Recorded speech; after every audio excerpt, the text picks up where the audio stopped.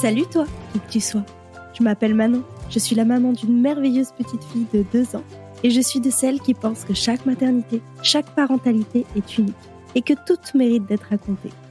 Alors ma mission autoproclamée est simple, amener ces histoires jusqu'à tes oreilles avec le plus de diversité possible pour que, peut-être, une d'entre elles t'aide, te booste, t'apaise, te rassure ou te bouleverse, et peut-être tout ça à la fois.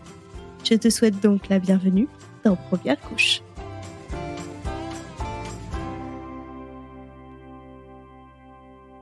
La nouveauté de cette saison, c'est que tu peux devenir un Fire Tippers en soutenant financièrement le projet sur Utip. Oui, je sais, j'avais dit Patreon. Mais si j'aimais énormément le fait de pouvoir appeler les merveilleuses donatrices ou donateurs avec le doux nom de couche, Utip a d'autres mérites. Le concept est simple, vous pouvez faire un don ponctuel ou mensuel de la somme que vous voulez et vous aurez accès au Discord Première Couche regroupant les invités qui le souhaitent et les super Fire Tippers. Ainsi que d'autres surprises, mais je ne voudrais pas tout vous dévoiler d'un coup. Pour s'y rendre, c'est très simple, il suffit de se rendre sur Utip, utip.io/première couche, tout attaché, sans accent. Ou alors, d'aller cliquer sur le lien en description. Un gigantesque merci d'avance à tous ceux qui sauteront le pas et commençons tout de suite notre épisode. Je ne sais pas si tu le sais, chère auditrice, mais je suis depuis quelque temps devenue consultante en sommeil de l'enfant de 0 à 5 ans. Si tu as des a priori sur ce métier, ce que je peux parfaitement entendre, n'éteins pas encore ton appli d'écoute parce qu'aujourd'hui, mon invité est la personne qui a créé la certification que j'ai suivie et crois-moi, elle vaut le coup d'être entendue. Marie-Pierre, qui nous vient de l'autre côté de l'océan Atlantique, est la maman solo de Jacob Olivier, bébé devenu grand puisqu'il a maintenant 12 ans, mais surtout bébé arrivé par surprise. Après une grossesse, un accouchement et un postpartum immédiat de rêve, Marie-Pierre est catapultée dans la régression du sommeil du 4e mois. À vrai dire, c'est difficile de résumer l'histoire de Marie-Pierre comme c'est difficile de résumer cet épisode. On parle de la maternité de Marie-Pierre. Et oui, je vais te le dire dès maintenant, on parle énormément sommeil et de Bedaine Urbaine, son entreprise, et de comment tout ça s'entremêle. Mais on parle aussi d'adolescence, de société, de réseaux sociaux, bref, un beau maelstrom plein de passion et de soleil. Mais je vais te laisser découvrir mon invité du jour par toi-même. Salut Marie-Pierre, merci beaucoup d'être là aujourd'hui. Je suis super contente de faire cet épisode avec toi. Bonjour Manon, merci de ton invitation. Je suis toujours très ouverte à venir parler du métier de consultante en sommeil, de mon rôle de maman, de toutes les questions que tu auras à me poser. Eh ben, effectivement, j'ai des questions sur tout ça. Tout. Alors, j'ai quelques questions rituelles dans ce podcast. J'en ai une au début et 2 à la fin. Donc, voici celle du début, qui est extrêmement difficile. Qui es-tu et d'où viens-tu? Premièrement, moi, je tiens à te féliciter du rituel parce que moi, je travaille dans le monde du sommeil. On le sait qu'une routine, c'est important.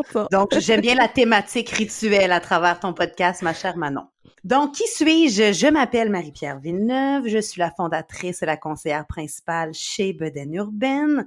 Et je suis aussi l'heureuse et comblée maman d'un garçon extraordinaire, fantastique, drôle, intelligent, adorable et tous les qualificatifs qu'une maman peut mettre avant le prénom de son enfant, qui s'appelle Jacob Olivier.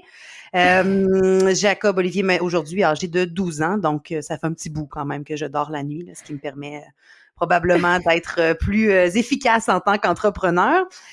J'imagine. Je suis native du grand et vaste pays qui est le Canada, particulièrement dans la province de Québec et dans la ville de Lac-Beauport qui se situe à plus ou moins 20 minutes de notre château Frontenac et du fleuve Saint-Laurent, qui sont un peu les attraits touristiques de notre ville. Je ne connais absolument pas, mais j'irai voir sur une carte. Ouais, c'est qu'en fait, le château Frontenac, qui est aujourd'hui un hôtel, c'est un peu quand on prend une photo c'est un peu notre tour Eiffel à nous, en fait. D'accord, ça marche. Je vois, la comparaison ne peut pas être plus... Et là, je m'excuse de comparer le château Frontenac à la tour Eiffel. Là, probablement qu'il y a des gens qui doivent se dire « Non, mais quelle prétention! » C'est juste que c'est un peu notre monument à nous, national, qui représente en fait la province de Québec. C'est plus ça. Je pense que personne ne t'en voudrait ici. Alors, c'est un petit peu drôle parce que je ne sais pas si tu connais le podcast Bliss Story en France, qui est le podcast numéro 1 de qui est sur le marché de la maternité et de la parentalité. Je le connais. Qui vient, oui, tu connais, qui vient de sortir un épisode avec une consultante en sommeil et qui a fait grand débat. Nous, notre épisode était prévu bien avant, donc on verra. Je m'en fiche. J'ai pas écouté son épisode, donc je ne sais pas ce qu'elle en dit. Mais du coup, le timing me fait un petit peu rire. On verra bien comment c'est accueilli. Moi, en tout cas, étant certifiée de ta formation, je ne peux qu'être heureuse et d'accord avec ta philosophie et tout. Et on en reparle un peu plus tard. Mais moi, c'est très amusant que tu me parles de ce sujet-là parce que je n'ai pas eu la chance d'écouter l'épisode avec une de nos collègues en sol européen qui pratique le même métier que nous. Cependant, je peux te dire que le métier de consultante en sommeil, quand on connaît très bien les limites de notre pratique, je pense qu'effectivement, on a le droit d'exister. C'est certain que dans notre pratique, comme dans toute pratique, il y a des gens qui sont moins bien outillés, qui ont des philosophies très différentes de la nôtre. Mais encore là, je pense que le métier de consultante en sommeil est important. Puis la preuve, c'est que la demande est sans cesse grandissante. Les parents ont besoin de repères sommeil, ont besoin d'outils, ont besoin d'être accompagnés. Donc, c'est un peu le prémisse de mon opinion sur le sujet, là. On reparle de tout ça un petit peu plus tard, si ça te va. Je voudrais commencer par la partie un peu plus personnelle de ton histoire. Parfait. Est-ce que toi, tu as toujours voulu avoir des enfants, ou un enfant en l'occurrence, là? Non. La vraie réponse, c'est non. En fait, moi, à très jeune âge, j'ai eu un diagnostic d'ovaire polykystique. Ce qui, à l'époque, là, je me souviens plus exactement j'avais quel âge, mais tu sais, je suis une jeune adulte, là, je vais dire entre 16 et 19 ans. Donc, moi, j'étais sortie du bureau du médecin en me disant, écoute, les enfants, si c'est si compliqué à en avoir, j'en aurais probablement pas. Puis, tu sais, à l'époque, ça m'avait pas nécessairement dérangée. Donc, non, je n'avais pas nécessairement cette fibre maternelle-là en comparaison à ma sœur qui, depuis qu'elle était en âge de tenir des poupées dans ses bras, elle voulait être maman. Tu sais, fait qu'on était vraiment aux antipodes par rapport à ça. Puis finalement, je suis devenue maman quand même quelques années avant elle. Et puis, en fait, moi, Jacob Olivier, c'est ce que j'appelle mon bébé surprise parce que je prenais à l'époque la pilule contraceptive. Puis, je suis tombée enceinte de Jacob Olivier en prenant la pilule contraceptive. Donc, c'était vraiment, en plus du diagnostic d'ovaire polykystique, comme un miracle de la vie de dire « Ah, wow, je suis tombée enceinte ». C'est sûr et certain que quand j'ai appris la nouvelle, par exemple, je n'ai jamais eu de regrets. Il y a eu des bouts qui sont plus difficiles, bien entendu. Mais tu sais, quand j'écoute des podcasts ou je lis des articles de blog concernant le regret maternel, je n'ai pas ce sentiment-là à l'égard de mon enfant. Je peux le comprendre, par exemple, parce qu'il y a des bouts dans la vie d'une maman qui sont, pour permettre une expression très anglophone, le plus rock'n'roll, qui donne le goût de donner ou de vendre à rabais nos enfants parce que c'est plus compliqué, particulièrement quand on est fatigué, tout semble non seulement plus difficile, mais éternel aussi. Cependant, je suis tellement heureuse d'avoir mon garçon aujourd'hui. D'autres beaux défis à l'adolescence. On va se mentira pas qu'il dort la nuit, mais qu'il n'est plus sur le même fuseau, que soudainement, je ne connais absolument plus rien à rien, que je suis sans aucun doute la mère la plus indigne au monde, mais évidemment. C'est pour ça qu'on a l'amour inconditionnel, hein? Donc, c'est ça. Fait que j'ai pas... À la seconde où j'ai su que j'allais être maman, j'ai accepté mon rôle puis je le vis pleinement. Mais je peux pas dire que j'ai toujours eu cette fibre maternelle-là, non. Ça, c'est quand même un bébé qui voulait vivre. C'était un guerrier conquérant, effectivement. Oui. Comment est-ce que tu as rencontré le père de ton fils?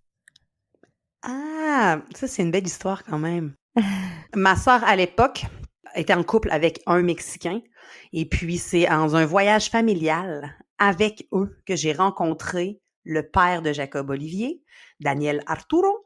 En fait, ça se trouve à être le cousin de l'ex-conjoint de ma sœur. Oh, OK. Donc, je l'ai rencontré à l'époque, on était en 2008, janvier 2008. Et puis, je terminais à l'époque mon cursus scolaire en commercialisation de la mode. Je terminais au mois de mai. Donc, au mois de mai 2008, j'ai déménagé au Mexique avec le père de Jacob Olivier. Et puis, le reste, c'est l'histoire d'aujourd'hui, quoi. Mais du coup, j'allais te demander si le sujet des enfants était arrivé assez facilement entre vous, mais du coup, il s'est imposé à vous. Le père de Jacob est plus âgé que moi. Donc, moi, je savais que lui avait le désir de devenir papa. Ok. Donc, je pense que ça l'a aussi aidé à la prise de décision, en ce sens que moi, lui, je savais qu'il était prêt. C'était seulement à moi de décider, parce que j'avais 24 ans à l'époque, hein, quand je suis devenue maman. Donc, à l'époque, je me trouvais très mature pour le faire. J'ai maintenant, avec un recul, je me dis, mon Dieu, j'étais quasiment un enfant. Donc, ça m'a beaucoup aidé que lui soit confiant et prêt à vivre cette aventure-là avec moi. Donc, oui, non, lui, c'était plus décidé dans sa tête que moi, ce l'était à l'époque. Ça a dû être une sacrée surprise quand même, au moment Oui. où tu as Oui, parce découvert que le test. écoute, c'est la vie, là, c'est un peu gênant de raconter ça, mais comment ça s'est passé, c'est que j'avais très mal au dos et je suis allée consulter au Mexique à l'époque, dans la ville de Boca del Rio à Veracruz, la ville où mon garçon est né. Et puis je consulte réellement parce que j'ai mal dans le dos et je suis certaine que j'ai un problème de rein. C'est pas une blague, là. Fait que je m'en vais, je m'en vais à l'hôpital.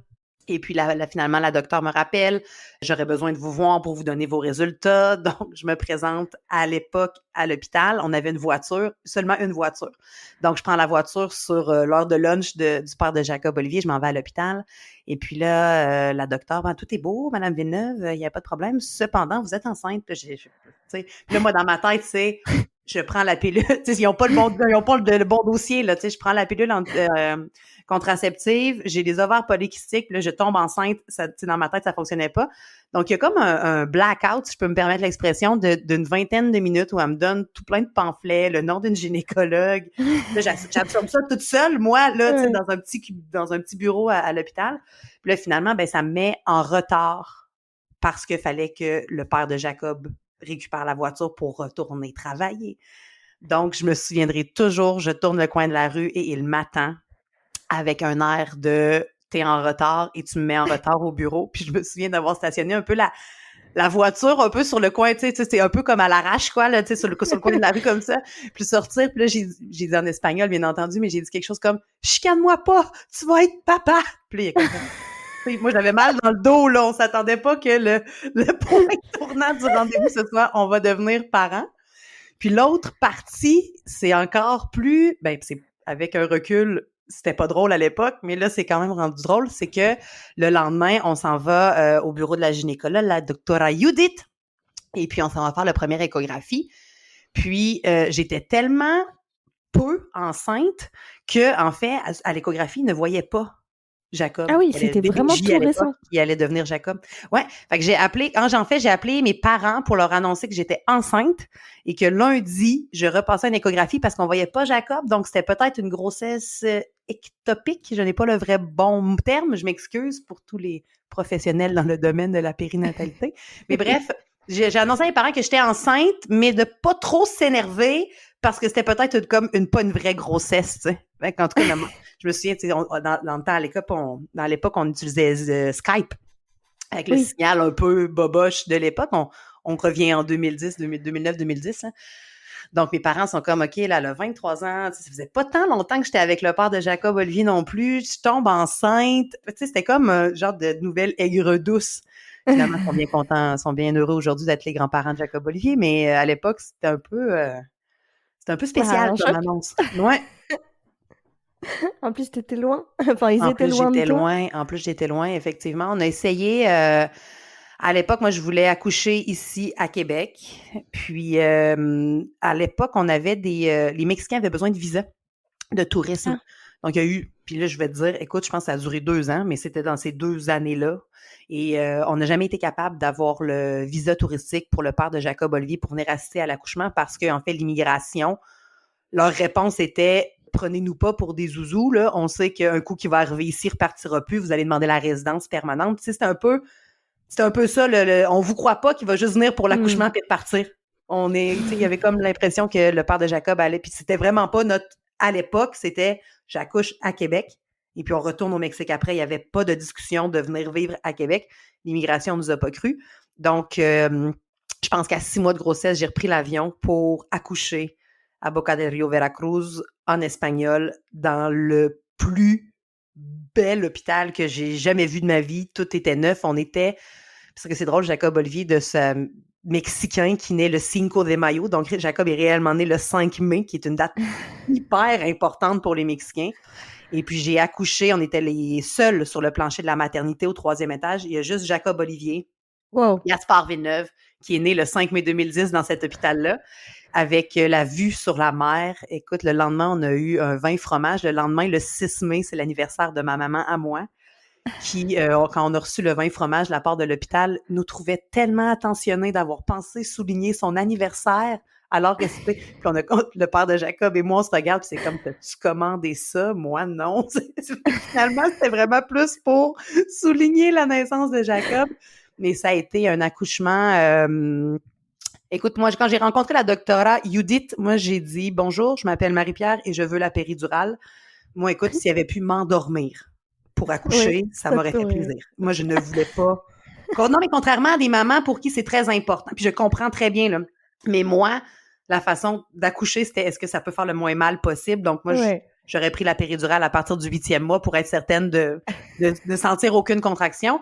Je comprends. Et finalement, ça s'est passé tellement vite que la doctora a quitté l'hôpital pendant qu'ils m'ont mis sur l'oxytocine.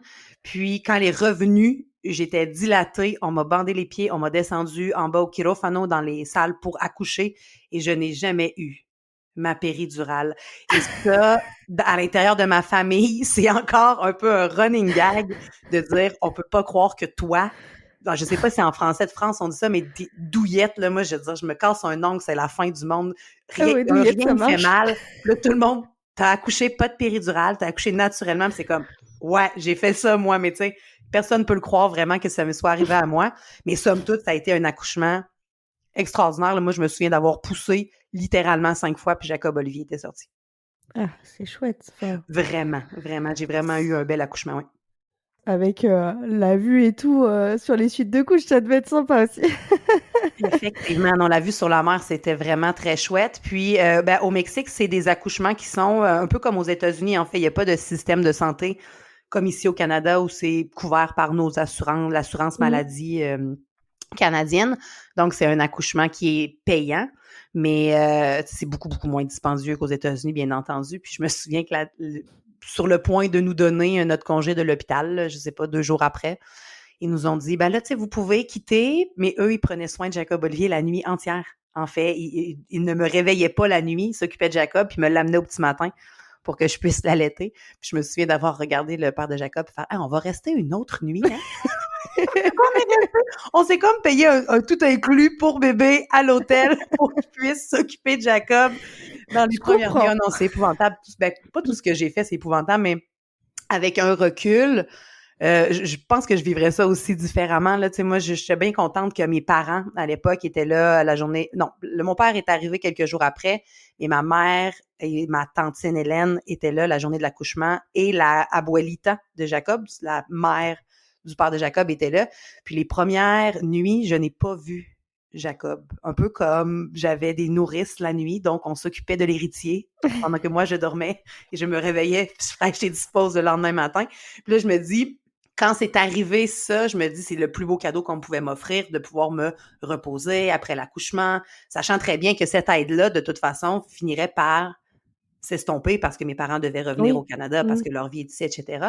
Fait que sur le coup, ça me semblait être une bonne idée. Puis avec un recul, tu sais, les chances que j'ai un deuxième enfant, puisque je suis célibataire, tu sais, sont quand même assez faibles. Puis là, je me dis, peut-être que je l'ai pas assez vécu, justement, ces premières nuits-là, tu sais, à regarder mon garçon, mais en même temps, moi, mes parents ont des souvenirs extraordinaires. Donc, je pense que somme toute, c'est une formule gagnante-gagnante. Et puis si sur le coup ça t'a paru être bien et que t'en as pas souffert, moi je trouve que c'est quand même la meilleure des options. Oui, effectivement, non, sur le coup, c'était génial, là. Je me souviens, il y a une fois où on m'avait réveillée pendant la nuit parce que j'avais pas tiré assez de lait, parce que j'allaitais à l'époque. Puis, écoute, là, je me souviens d'avoir descendu un peu les escaliers un peu zombie en mode, oh mon Dieu, est-ce que je vais être obligée de faire ça après quand vous allez être partis? Tu sais, ça fonctionnait pas. Puis ma mère elle a été là, je pense, je vais vous dire, une semaine et demie, une dizaine de jours après mon accouchement, post-accouchement. Puis je me souviens, Il y a un soir, je me mets à pleurer, puis là, maman, je serais pas capable de prendre soin d'un bébé. Tu sais, un bébé neuf quand même, à 24 ans, je trouvais ça un peu... À je trouvais ça n'importe un quel peu âge, on intense. panique à un J'avais un moment. peu témoigné à ma mère de dire va-t'en pas, j'ai besoin de toi, maman. Puis là, elle m'avait rassurée, puis elle m'avait dit OK, Marie, on va repousser notre date. Inquiète-toi pas, je vais rester. Non, elle m'a pas dit je vais rester avec toi. Elle dit inquiète-toi pas, tu vas avoir l'aide nécessaire pour prendre soin de Jacob Olivier. Donc, je me couche très sereine, pensant que ma mère allait rester. Mais finalement, le lendemain, j'étais allée me coucher en matinée et je me suis réveillée un peu à contre-jour. Puis à l'époque, j'avais des lunettes pour la vue. J'étais très myope, style taupe. Là. Moi, je fais tout le temps la blague que je mettais mes lunettes pour allaiter Jacob Olivier. Et pourtant, tu sais, mes seins n'étaient pas à une si longue distance pour ne pas voir, mais je voyais vraiment rien. Puis je me souviens de me réveiller un peu à contre-jour puis voir 4 silhouettes, sachant que mon père, ma mère, ma tante Hélène sont là, mais sachant que le père de Jacob Olivier travaille. Puis là, je me dis, c'est qui la 4e silhouette? Là, je pense que je vais pleurer. J'ai mis mes lunettes de vue qui étaient sur ma table de chevet, puis c'était ma sœur qui était arrivée et qui restait 10 jours après le départ de tout le monde pour venir prendre soin de son filleul. Puis, ce qui est doublement chouette de cette histoire-là, c'est que ma sœur, à l'époque, était en Europe avec son conjoint actuel. Ah oui! Donc, je me souviens, tu sais, d'avoir montré Jacob Olivier avec la caméra Skype, puis tu sais, ça, c'est Jacob, c'est mon fils, puis tu sais, puis finalement, ben ma mère lui a payé le voyage. Elle dit, tu peux pas manquer ça. Fait que ma soeur est arrivée, Jacob Olivier avait, je vais vous dire, une semaine de vie, puis elle est restée m'aider par la suite pour une dizaine de jours. Puis là, on est allé enregistrer Jacob Olivier ensemble au Registro Civil du Mexique, dans le centre-ville de Veracruz. Elle était là quand on a officialisé le nom de Jacob. Fait qu'on a vécu vraiment des beaux moments ensemble. On a plein de photos. Ma sœur était tellement contente d'être là. Fait que finalement, j'ai eu de l'aide peut-être pendant 2-3 semaines suite à mon accouchement, mais ça l'a vraiment sauvé ma vie, en fait. J'imagine, ouais. C'est une super histoire. C'est une très chouette histoire, hein? C'est des histoires qui s'écrivent pas, mais c'est l'histoire de Jacob Olivier Gaspard Villeneuve, l'héritier. Le The One. Le The One, ouais, mais c'est drôle parce que, tu sais, c'est le seul garçon à l'intérieur de ma famille. Donc, ma sœur, elle, a 2 magnifiques filles. Mon père a 2 filles, mais c'est le seul garçon. Donc, c'est comme un peu, c'est ça, c'est l'héritier. Très, très, très affectueusement, l'héritier Gaspard. Et je reviens juste un petit peu en arrière. Comment s'est passée ta grossesse à toi? J'ai adoré être enceinte. Je n'ai pas été malade. J'ai eu un peu de reflux gastrique, mais tu sais, facilement traitable, facilement contrôlable. Moi, à l'époque, dans ma vie personnelle, à l'époque, même plusieurs années après, là, j'ai eu des gros troubles alimentaires. J'avais beaucoup de difficultés à accepter mon corps. J'aurais donc voulu être mince, quasiment maigre. J'aurais voulu rentrer dans les standards de la société. Donc, j'ai eu des gros troubles alimentaires. Comment? Et puis, quel standard? Ouais, c'est ça, qui sont quasiment inatteignables parce qu'il faudrait qu'on vive avec un Photoshop, finalement. Là. Donc, c'est ça. Fait qu'à l'époque, j'avais beaucoup de troubles alimentaires. Puis quand je suis tombée enceinte, c'est comme si j'avais eu le droit de manger ce que je voulais, quand je voulais. Puis que, tu sais, plus j'étais grosse, plus j'étais belle. Donc, j'ai adoré cette époque-là à manger des burgers, des glaces. J'ai mangé des fruits et des légumes, là, bien entendu, pour avoir un bébé en santé. Mais tu sais, j'avais cette liberté-là d'être belle, grosse dans ma tête. Donc, et là, quand je regarde des photos, il faut se souvenir que je suis au Mexique le mois de mai. Avril-mai, c'est un mois très humide, très chaud au Mexique. Je me trouvais belle, je m'habillais serrée. Il y a eu une époque dans ma vie où j'ai mis des bikinis et c'est enceinte. Je me trouvais belle, je me prenais en photo pour finalement regarder des photos et dire « Oh Dieu du ciel, j'étais enflée de rétention d'eau. » Écoute, la blague, c'est que le père de Jacob, très affectueusement, là, il y avait 2 noms pour moi, il m'appelait Fiona, la copine de Shrek. Il m'appelait Baye pour Ballena, qui est une baleine. OK? Mais tu sais, j'étais énorme, là. Tu sais, j'étais déjà en surplus de poids, donc j'ai pris quand même quelques kilos. Puis, quand je regarde les photos, en fait, j'ai plus de chevilles du tout.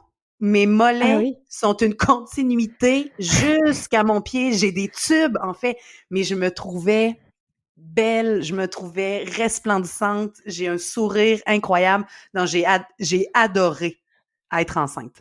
C'est génial. Enfin, tu vends du rêve, là. mais peut-être parce que j'étais aussi jeune à l'époque. Tu sais, je veux dire, ton premier enfant à 35 ans versus 24, tu Tu sais, c'est sûr qu'à 24 ans, t'as quand même plus de... Ben, en tout cas, je veux pas insulter les gens qui ont 35 ans. J'ai 37 ans, donc j'ai le droit de parler pour moi aussi. Mais tu sais, j'avais plus d'énergie à l'époque aussi. Puis avec un recul, ben... Oui, une chance que je me trouvais belle, parce qu'imagine, si tu prends du poids, tu n'as plus de cheville, mais tu t'en souffres de ça, c'est malheureux. Mais non, j'ai adoré pour toute ma sœur qui a été malade pendant les premiers trimestres, comme ça n'avait aucun sens, mais je gambadais. Puis on a même une photo le 5 mai quand on a su que on allait me déclencher, en fait, parce que au Mexique, les césariennes, c'est très populaire. Parce que, premièrement, ça coûte plus cher, donc les docteurs font plus de sous. Puis deuxièmement, ben, ça leur permet de gérer leur horaire, ce qui est pas ce qui est bien correct, mais moi, je voulais vraiment accoucher naturellement, c'était vraiment ça. Mais le 5 mai, c'était un jeudi, je m'en souviens très bien. On est allé au bureau de la docteure Judith, puis elle a dit « Ouais, on commence à manquer de liquide, là, faudrait sortir Jacob. » Fait qu'elle dit « Va chez toi, prends ta douche, fais ton sac d'hôpital comme s'il était pas prêt depuis 3 semaines. » Puis, viens-t'en à l'hôpital. Donc, c'était peut-être à 9h le matin. On est arrivé à 11h. Puis, j'ai une photo le 5 mai. J'ai mon oreiller, j'ai mon sac à couche Ferioni que je trouvais si beau. Puis, je le trouve encore si beau. Je le rachèterai aujourd'hui. Puis, j'ai comme un genre de pot de chat, tu sais, comme un pot de balai de dire « Je m'en vais accoucher! » Là, maman, je vois. Ça fait aucun sens, cette photo-là, parce que, tu sais, la plupart des gens rentrent en contraction, puis c'est comme sortez le bébé, s'il vous plaît. Puis, quand ils m'ont connecté sur l'oxytocine, ils m'ont mis comme un genre de moniteur, puis j'avais du soluté, tout ça. Puis ma mère et ma tante étaient à l'hôpital avec moi. Le père de Jacob était retourné travailler. Tu sais, je veux dire, au Mexique, c'est quand même une autre réalité. Donc, retourne travailler, puis quand tu seras proche d'accoucher, tu me rappelleras. De toute façon, il savait que j'étais avec ma mère, ma tante et sa mère à lui. Donc, tu sais, j'étais pas en perdition non plus. Et puis, à la blague, je disais, en tout cas, si c'est facile comme ça à coucher, je vais devenir mère porteuse. Puis à l'époque, il y avait, c'était très populaire ici au Québec, là, il y avait Star Academy, puis la chanson thème « Et c'est pas fini, ce n'est qu'un début ». Puis là, ma mère, elle chantait ça. Puis là, j'étais là « Non, tu vas voir, moi, mon accouchement, ça va bien aller ». Puis là, arrive l'heure du repas, descendre en bas à la cafétéria de l'hôpital, chercher des sandwichs. Et là, ils sont remontés. Daniel Arturo était déjà arrivé parce que je l'avais appelé entre-temps en disant « Je ne serai pas mère porteuse, je suis en train de mourir bientôt ». Puis je me souviens que quand les contractions ont été très, très, très fortes, là, moi, j'arrête pas de dire 1000 sur 10, là, j'étais vraiment... j'avais vraiment très mal. Puis le médecin résident rentre dans la chambre en me disant « Madame Villeneuve, ce sera pas très long, on essaye de localiser la docteure Judith. » Et que je le regarde, je pense qu'il y en a toujours, je le regarde dans l'œil, je le regarde pas dans les yeux, je le regarde dans l'œil. Puis là, j'ai dit comment ça? Elle est pas en bas? Tu sais, moi, je pensais qu'elle m'attendait avec son masque, avec la péridurale, toute la patente. Il savait même pas était où dans la ville de Veracruz. Elle était probablement en train de luncher quelque part pendant que moi, j'étais en train de mourir. Fait que là, finalement, réussi à contacter la doctorant. La doctora qui arrive, je m'en souviendrai toujours, était en talons hauts. Tu sais, les Mexicaines sont très, très fières, puis sont toujours bien mises, puis sont belles. Elle rentre avec sa chemise Burberry, des pantalons blancs, puis des talons hauts dans ma chambre. Puis moi, ça fait au moins 45 minutes que j'ai commencé à dire que je vais mourir. Fait que là, quand elle rentre, là, c'est « voy a mourir, je vais mourir. Voy a mourir, doctora ». Là, ma mère a dit, à la seconde, puisqu'elle était là, l'autre bord de la porte, parce que là, elle avait plus le droit de rentrer. Là, je trouvais que je voulais le père de Jacob, la doctorante, puis moi, puis c'était bien en masse. Puis elle a dit, au moment où tu as commencé à dire cette phrase-là, quand t'es passé devant nous pour descendre au quirófano en bas, elle dit, t'as pas arrêté de la dire. Voy a mourir, doctora. Voy a mourir. C'était là, je vais mourir. Tellement ça fait mal, tu sais, sortez-moi le bébé. Fait que là, elle fait, oui, OK, 8 cm, là, toute pimpante d'être là, tu sais, puis elle est pas stressée, là, c'est pas son premier accouchement, mais moi, oui. Là, elle prend son téléphone, puis là, je comprends qu'elle s'en va contacter un anesthésiste. Donc là, à ce moment-là, je comprends que ma péridurale, ça n'arrivera pas. L'anesthésiste est même pas dans l'hôpital. Donc là, elle parle, puis là, le premier appel, c'est « Hola, amiguita, comment estás? » Puis là, elle prend le temps de faire du small talk. Puis là, elle fait « Oh ouais, t'es occupée, c'est pas grave, j'en appelle un autre. » Mais là, moi, dans mes cours prénataux, faut croire qu'en espagnol, j'avais pas tant bien écouté, pas tant bien compris. Moi, ce qui me faisait peur, c'était sortir mon bébé. Moi, je pensais que c'était ça qui faisait mal. Mais finalement, c'est les contractions qui font mal. Parce qu'un coup qu'on dit « Vas-y, pousse, madame », c'est comme un peu j'ai juste le mot en anglais, un relief, c'est comme un relâchement de dire « OK, là, let's go, on sort le bébé ». Fait que là, moi, je me rends compte que j'ai pas de péridurale. Puis là, moi, je pense que ce qui fait mal, c'est accoucher littéralement. Mais en fait, j'ai fait le plus gros du travail, tu sais. Fait que finalement, fini par contacter un autre anesthésiste. Pendant là, il me tape les pieds. J'ai des fils partout de soluté. Puis là, les Mexicains sont plus smooth que nous, les Canadiens. Là. Fait que là, le gars, il essaye de me transférer de mon lit à la civière.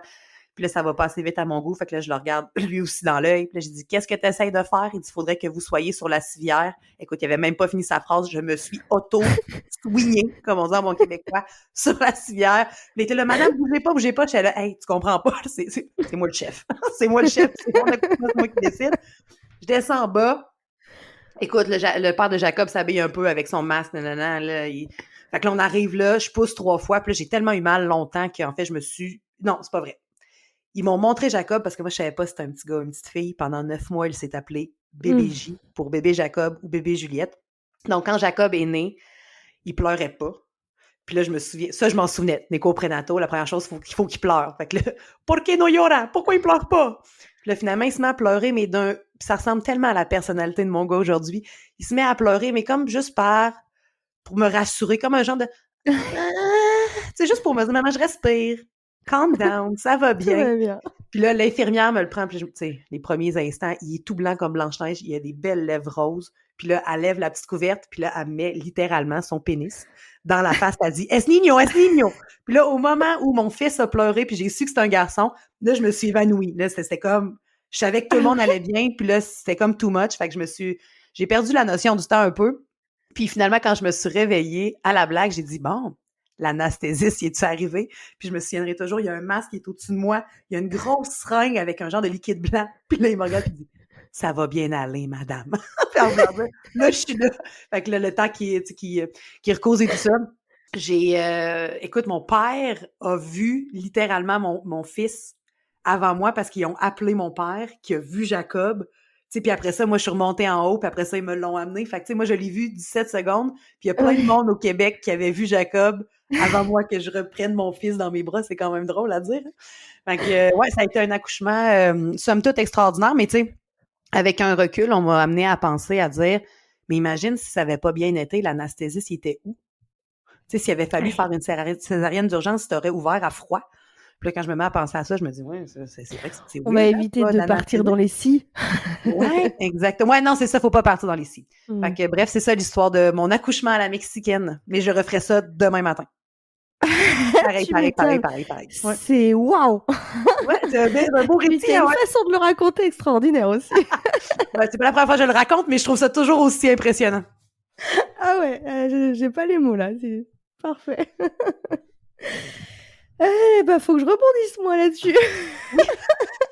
Prends le temps de respirer. J'ai une question que je pose un peu à toutes les mères. Bon, je crois que je les pose aux pères aussi, mais j'ai très peu de pères dans ce podcast quand même. Oui. C'est une amie qui m'a demandé de la poser parce que on s'est dit que ça serait une bonne enquête statistique. Est-ce que alors du coup, dans les 17 secondes, j'imagine que non, mais la première fois que tu as vraiment rencontré Jacob Olivier, est-ce que tu as ressenti la vague d'amour dont beaucoup parlent? Oui. Jacob et moi, ça a été une connexion instantanée. Non, mais c'est parce que pas que j'aime pas parler de ce sujet-là, parce que je sais que c'est pas la réalité de tout le monde. Puis il faut accepter c'est pour ça qu'on pose cette question. Le coup de foudre. Ouais, c'est ça, mais c'est parce que c'est pour ça, tu sais, j'ai aimé être enceinte, j'ai eu un accouchement super génial, puis ça a été le coup de foudre. Fait que là, j'ai comme l'air de vivre sur un nuage, mais je vous jure que c'est vrai. Moi, Jacob, à la seconde où on me l'a mis dans les bras, moi, j'ai adoré cet enfant-là, puis j'arrête pas de dire, ce qui est drôle, là, c'est que je t'aime de plus en plus chaque jour depuis le 5 mai 2010. Tu sais, c'est un amour qui est différent, c'est une relation qui se bâtit. Tu sais, moi, j'ai été quand même mère monoparentale à partir de Jacob Olivier avait 2 ans. À 3 ans, son père est retourné vivre au Mexique parce qu'on a vécu de la première année la première année, on l'a vécu au Mexique. Après 1 an de vie, à 3, on est revenu au Canada, à Québec. Okay. Donc, de 1 an à 2 ans, on a été une famille de 3. Après ça, on s'est séparés. Puis quand Jacob a eu 3 ans, ça aussi, c'est quand même drôle, c'est on a fait un voyage à Disneyland, en Floride. Et de Disneyland, le père de Jacob Olivier retournait vivre au Mexique. Donc, j'ai pleuré à Disneyland. Okay. Puis je me souviens d'avoir fait un peu à la blague de dire je dois être la première personne qui est triste at the happiest place on earth, là, tu sais, je veux dire, ça marchait comme pas dans nos émotions. C'est fait que devenir mère monoparentale, c'est sûr qu'on bâtit une relation différente avec notre enfant. Tu sais, moi, Jacob Olivier, j'ai fait toutes les journées pédagogiques avec lui. J'ai vu toutes ses parties de soccer. Il y en a eu 2. Après ça, mais tu sais, je l'ai accompagné les cauchemars, j'ai tout vécu avec Jacob Olivier, tu sais. Pas parce que son père est pas présent, il est présent de façon magnifique comme il peut l'être à 5000 km. Il est un papa extraordinaire. Il l'appelle encore vraiment souvent. Fait que ça, j'ai vraiment pas à me plaindre, mais tu sais, veux pas. Une chance que j'ai eu aussi mon cercle, ma tribu bienveillante autour de moi, mes parents, ma tante Hélène, ma sœur. Donc, ça, c'est sûr et certain que ça l'a aidé. Mais ouais, je suis de celles qui ont eu cette coup de foudre-là. Puis c'est drôle parce que, tu sais, si on revient à est-ce que tu as toujours voulu être maman? Absolument pas. Donc, j'aurais été la parfaite candidate pour faire oh mon Dieu, ça me tente plus d'être maman. Il y a eu un bout où ça a été plus difficile, là, c'est justement parlant sommeil, là, la régression du sommeil de 4 mois, là, ça, je l'ai trouvé moins drôle. Je me souviens d'avoir essayé d'appeler ma mère qui répondait pas pour appeler mon père, qui dit « Mais pourquoi t'appelles pas ta mère? » Mais il a dit « Non, mais là, c'est parce qu'elle répond pas, puis là, moi, je parle à quelqu'un. » Puis d'avoir littéralement dit « Je n'ai plus le goût d'être maman. » Et là, mon père de me répondre c'est un peu tard pour penser à ça. Tu sais, une phase de père, là, tu sais. J'ai plus le goût, c'est difficile, puis il dort pas. Tu sais, c'était clairement le manque de sommeil qui me faisait voir, le côté noir de tout ça. Fait qu'il y a eu un bout où ça a été difficile. C'est justement là que l'histoire de Bedaine urbaine démarre. C'est que là, je me suis dit, faut qu'il dorme. J'ai fait mes recherches. On a fait le fameux 5-10-15, la méthode chronométrée, pour qui, nous, ça a très, très bien fonctionné, mais encore une fois, dans la personnalité de Jacob, enfant super résilient, super cool dude, là. Tu sais, moi, Jacob, dans sa démarche, c'est cool. Tu sais, contrairement à moi qui parle très vite puis qui me parle beaucoup avec mes mains, tu sais, Jacob, il est très relax. Il m'apaise énormément, cet enfant-là. Donc, c'est là que l'histoire de Bedaine urbaine est un peu commencée parce que j'ai fait l'entraînement au sommeil avec mon garçon.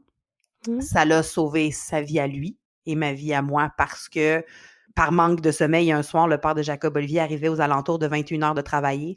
Puis un soir, je l'avais dans les bras, là, puis je le regardais, puis j'étais là, j'ai vraiment le goût de te secouer. Puis, mais tu sais, on le sait là, qu'il faut pas faire ça, on l'a lu, mais c'est plus fort que moi, là, je me dis, vas-tu arrêter de pleurer? Puis là, je devenais comme agressive. Puis là, je comprends, du moins maintenant, avec ma pratique, que plus t'es agressive, plus t'es impatiente, moins il y a le goût de dormir, plus il y a le goût de pleurer parce que tout le monde panique en même temps. Donc, j'aurais aimé que Bedaine urbaine ou Manon me disent « Écoute, la première chose à faire, c'est de te calmer. » Mais je comprenais pas ça nécessairement à l'époque. Puis à l'époque, il y avait pas tant de notion du développement de l'enfant comme aujourd'hui. Ils sont chanceux, les parents d'aujourd'hui, et pas chanceux parce que trop d'informations, c'est comme passé aussi, là. Aussi. Mais j'aurais pu être celle qui aurait secoué son enfant. Puis pas parce que je suis une mère indigne, pas parce que je suis une mauvaise mère, mais parce que le manque de sommeil, c'est quelque chose. Dormir, c'est aussi vital que manger, respirer. Là, tu sais, faut vraiment arrêter de banaliser le besoin de sommeil puis de normaliser le parent zombie aussi. Ah non, mais c'est clairement une méthode de torture. Donc, à partir de ce moment-là, tout est dit, en fait. Exactement. Fait que c'est ça l'histoire. Moi, je dis que Jacob Olivier, j'ai toujours dit que c'était la muse derrière Bedaine urbaine. C'est lui l'inspiration. Fait que, tu sais, est-ce que je peux regretter d'être devenue maman, sachant que j'ai la chance de le voir s'épanouir, puis qu'en plus, il est à la base de l'entreprise qui nous permet de vivre notre best life? Absolument pas.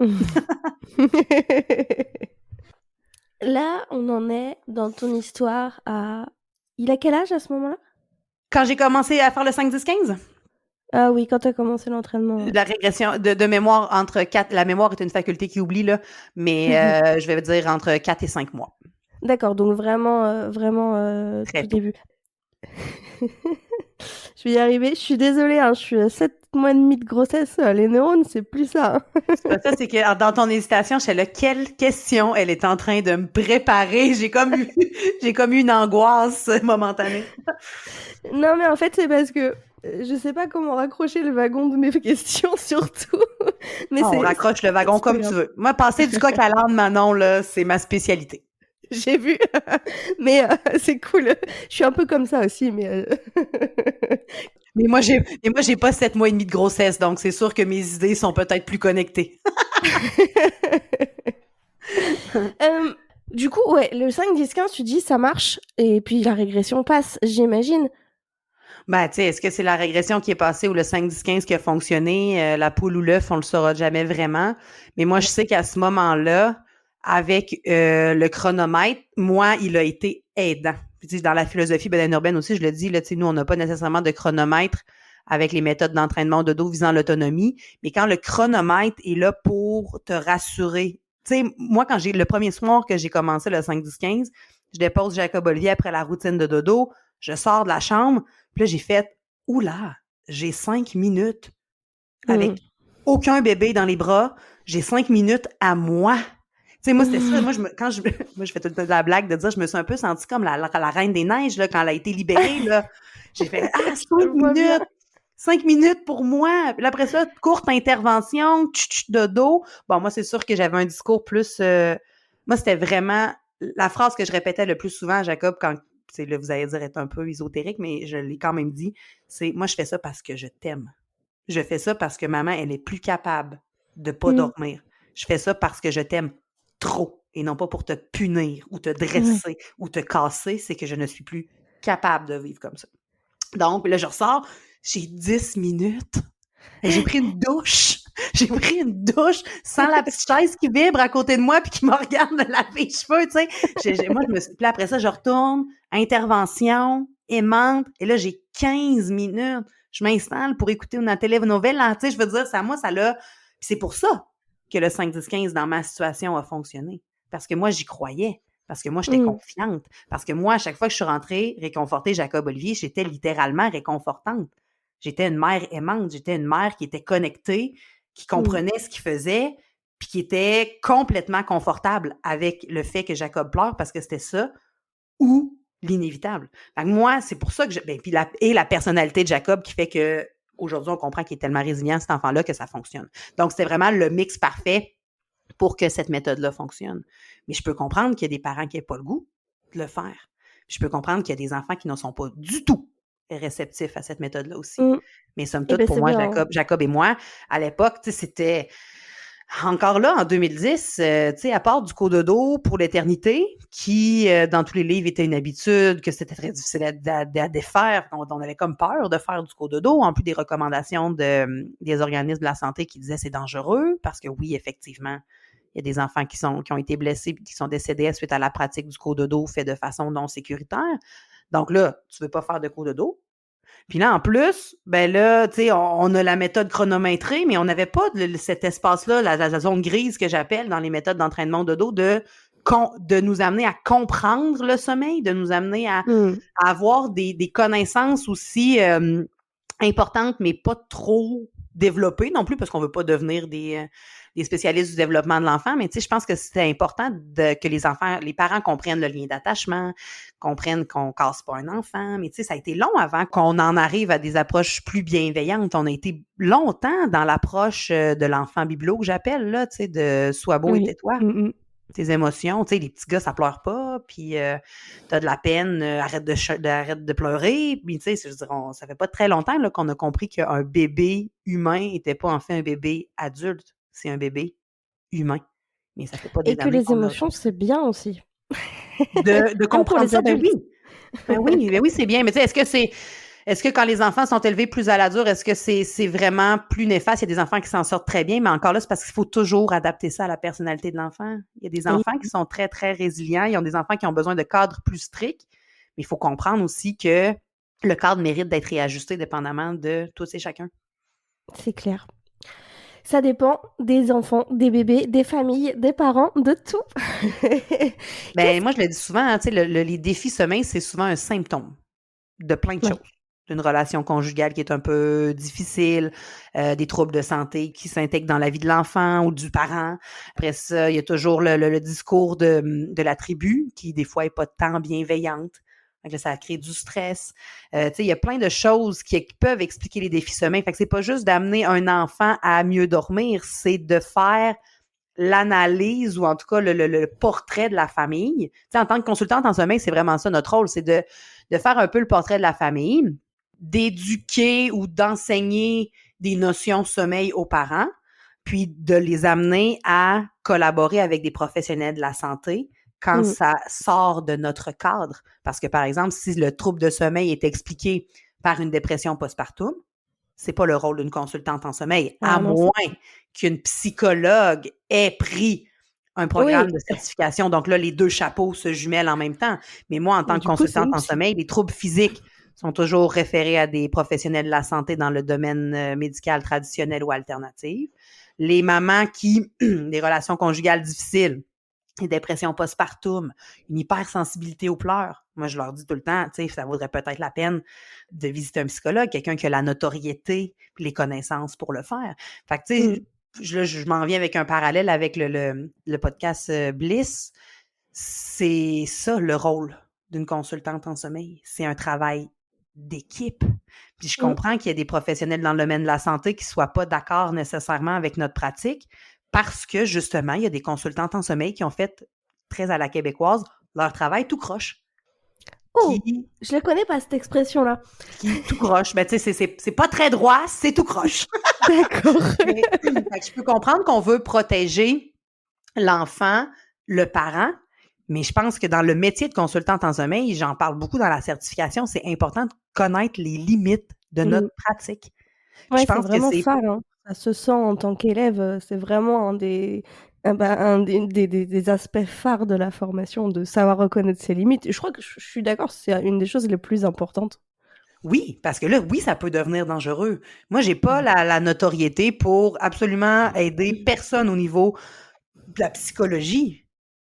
Par contre, je peux te référer à quelqu'un d'autre pendant que nous, on travaille ensemble sur le sommeil de ton enfant. Il disait, pour être un grand livre ouvert, ma chère Manon, pendant le dernier changement d'heure en 2022, on a eu la chance d'avoir beaucoup d'expositions, j'allais dire exposure, mais de beaucoup de parutions dans les médias. Ah oui. Suite à l'une des entrevues qu'on a fait, on a reçu une plainte de l'Ordre des psychologues qui avait été déposée par une neuropsychologue de comme quoi bedaine urbaine, c'était dangereux, que mes connaissances n'étaient pas à jour, que je n'avais ni la notoriété ni les connaissances pour aider un parent en détresse. Bref, je lis le courriel, je non, mais c'est vrai. C'est vrai que j'ai pas la notoriété pour faire ça, que je suis pas infirmière, que je suis pas docteur. Je suis consultante en sommeil. Et là, ben c'est sûr et certain qu'il a fallu qu'on aille au bout au fond du baril avec l'Ordre des psychologues. Puis après une discussion avec l'Ordre des psychologues, ben ils nous ont dit, si vous diagnostiquez pas de troubles de santé mentale, si vous n'êtes pas dans la neuropsychologie, si vous n'êtes pas, si vous n'avez pas de thérapie à long terme, bref, l'Ordre des psychologues ont des actes réservés. C'est important de les connaître, mais tu sais, c'est tellement pas ça que je fais que moi, j'ai voulu que l'Ordre des psychologues approuve un peu la philosophie bedaine urbaine. Ils font pas ça parce que ce serait très facile pour moi de dire voici ce qu'on fait. Ils mettent le sceau de l'Ordre des psychologues, puis après ça, faire complètement différent. Fait que l'Ordre des psychologues ici au Québec ne peut pas approuver une philosophie. Mais avec un recul, après notre entretien au téléphone avec la personne de l'Ordre des psychologues, elle dit elle-même, mais j'aurais rêvé avoir ce service-là.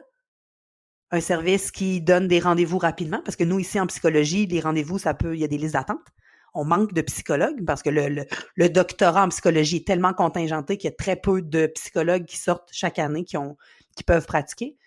C'est des prix quand même relativement abordables. Puis en fait, c'est un service de soutien. C'est un service de coaching.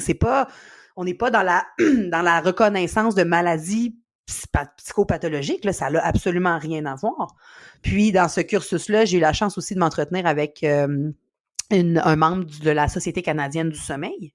Puis elle dit, c'est un peu ça le problème, c'est que les psychologues qui font des années et des années de recherche sur le sommeil et qui ont des diplômes universitaires veulent pas nécessairement de vous, les consultantes en sommeil, parce que eux se disent, pourquoi moi j'ai étudié tant que ça pour avoir ces connaissances-là, alors que elle peut les transmettre aux parents. Mais la personne avec qui j'ai parlé de la Société canadienne du sommeil m'a dit, moi je rêve d'un monde où nous, on fait la recherche et que vous êtes capable de la communiquer aux parents de façon sécuritaire puis que vos connaissances soient à jour. Faudrait effectivement que le métier de consultante en sommeil soit un jour régi par, là je vais dire le très gros mot, mais faudrait pas que ça devienne un ordre parce qu'on n'est pas des professionnels non plus, mais avoir un sceau attestant que tes connaissances sont à jour. Puis c'est un peu l'idée avec bedaine urbaine. le nouveau programme qu'on a sorti, c'est que moi, je suis en formation constante. Je suis présentement à l'Université Laval. J'étudie en psychologie. Je fais un certificat en psychologie. Non, je ne suis pas psychologue, mais quand même, j'essaie de maintenir le plus possible mes connaissances à jour. Donc, je suis pas complètement contre l'idée que les professionnels de la santé se rebutent contre notre métier parce qu'effectivement, il y a des gens qui font ça n'importe comment. Il y a encore des consultantes en sommeil qui vont donner des informations fausses, qui ont une approche très noir ou blanc, que c'est leur formule, que ça fonctionne pour tous les enfants. Il y a même des consultantes en sommeil qui garantissent des résultats.